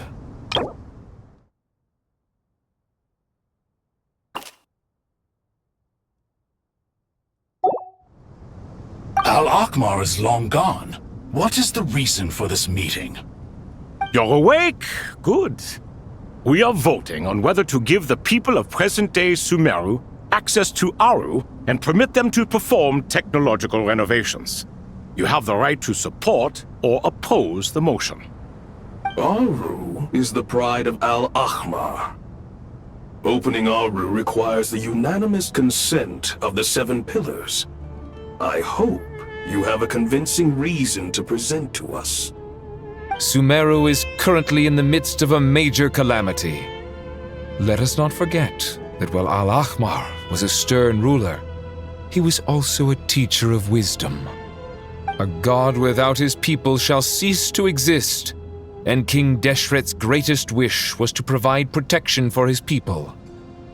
Let us then honor our God King's wishes as we consider our decision.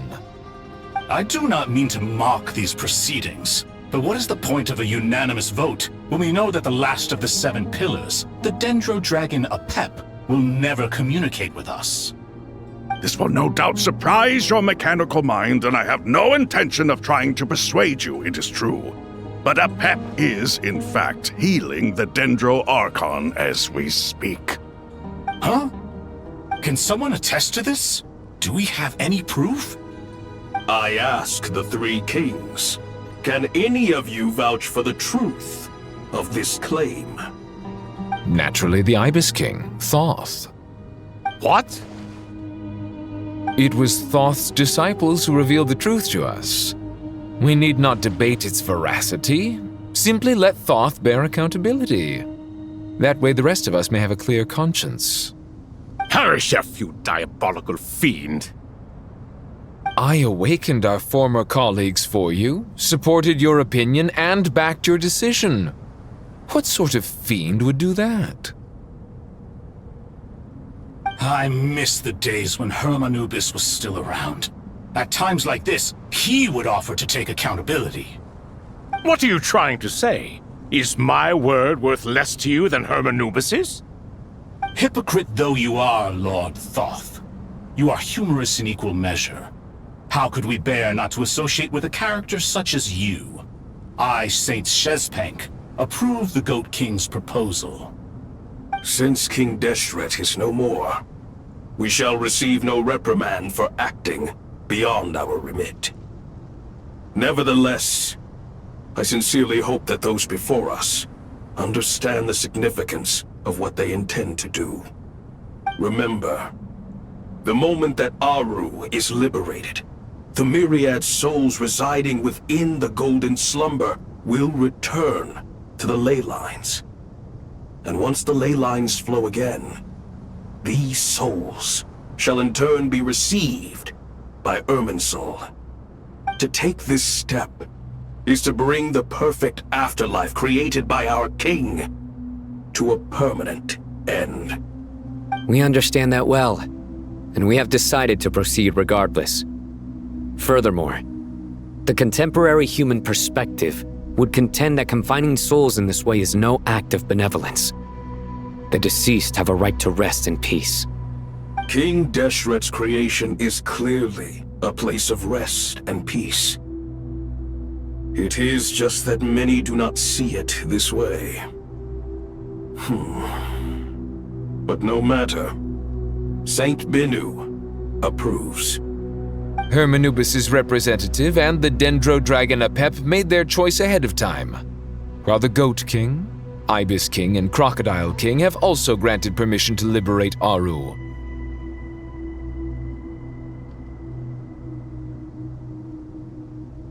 By the grace of His Majesty, guided by his wisdom and will, let the gates of Aru be reopened.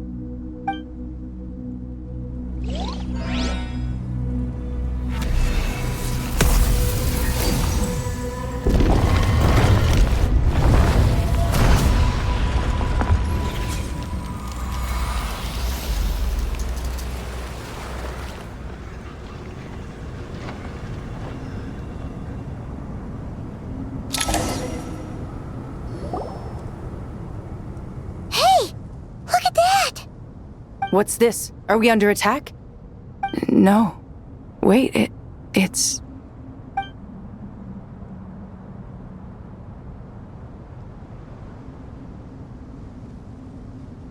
Here you are.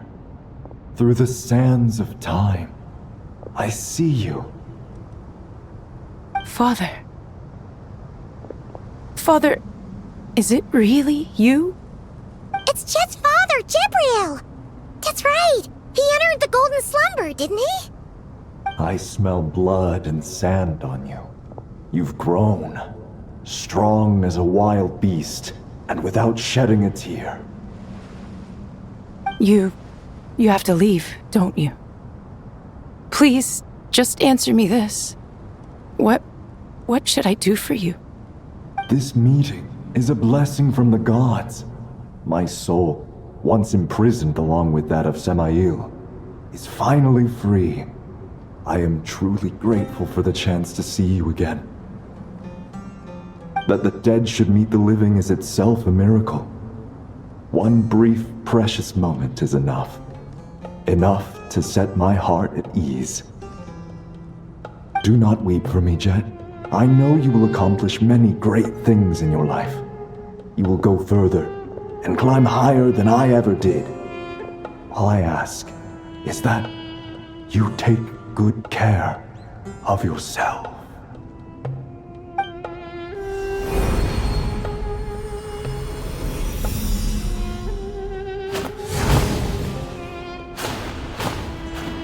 Father! Father! Father. Hey, Jet. Do you want something to eat? Maybe it'll help you feel better. I'm fine. Thanks, Paimon. It was just a little sudden. The chance to see my father again meant the world to me. He was trapped in the golden slumber for our sake.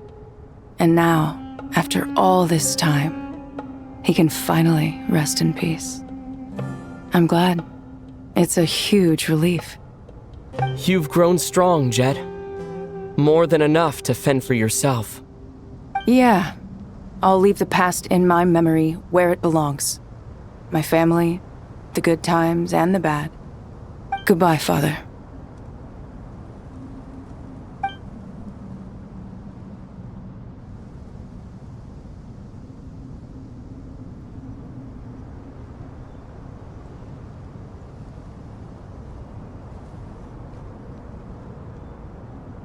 Ah, me, what a touching reunion that was. It seems we did a good deed today. We three retainers, once imprisoned for our iniquity, are surely the least qualified to judge whether this deed is good or bad. Either way, Aru is open. Now you have your opportunity, and with it, whatever trouble may ensue. Although Aru was created by a god, human craftsmanship was nevertheless required to build the gate that connects it to this world. Perhaps the relationship between gods and humanity follows a similar principle. As for your proposed renovations, we cannot determine which functions to keep or discard. Proceed as you see fit, but please entrust the task to your most accomplished scholars, or Bennu will be most displeased. It matters not. The Ibis King shall be accountable if any problems arise. Ibis, you chose to take on disciples, and so it follows that you must accept the risks of associating with humans.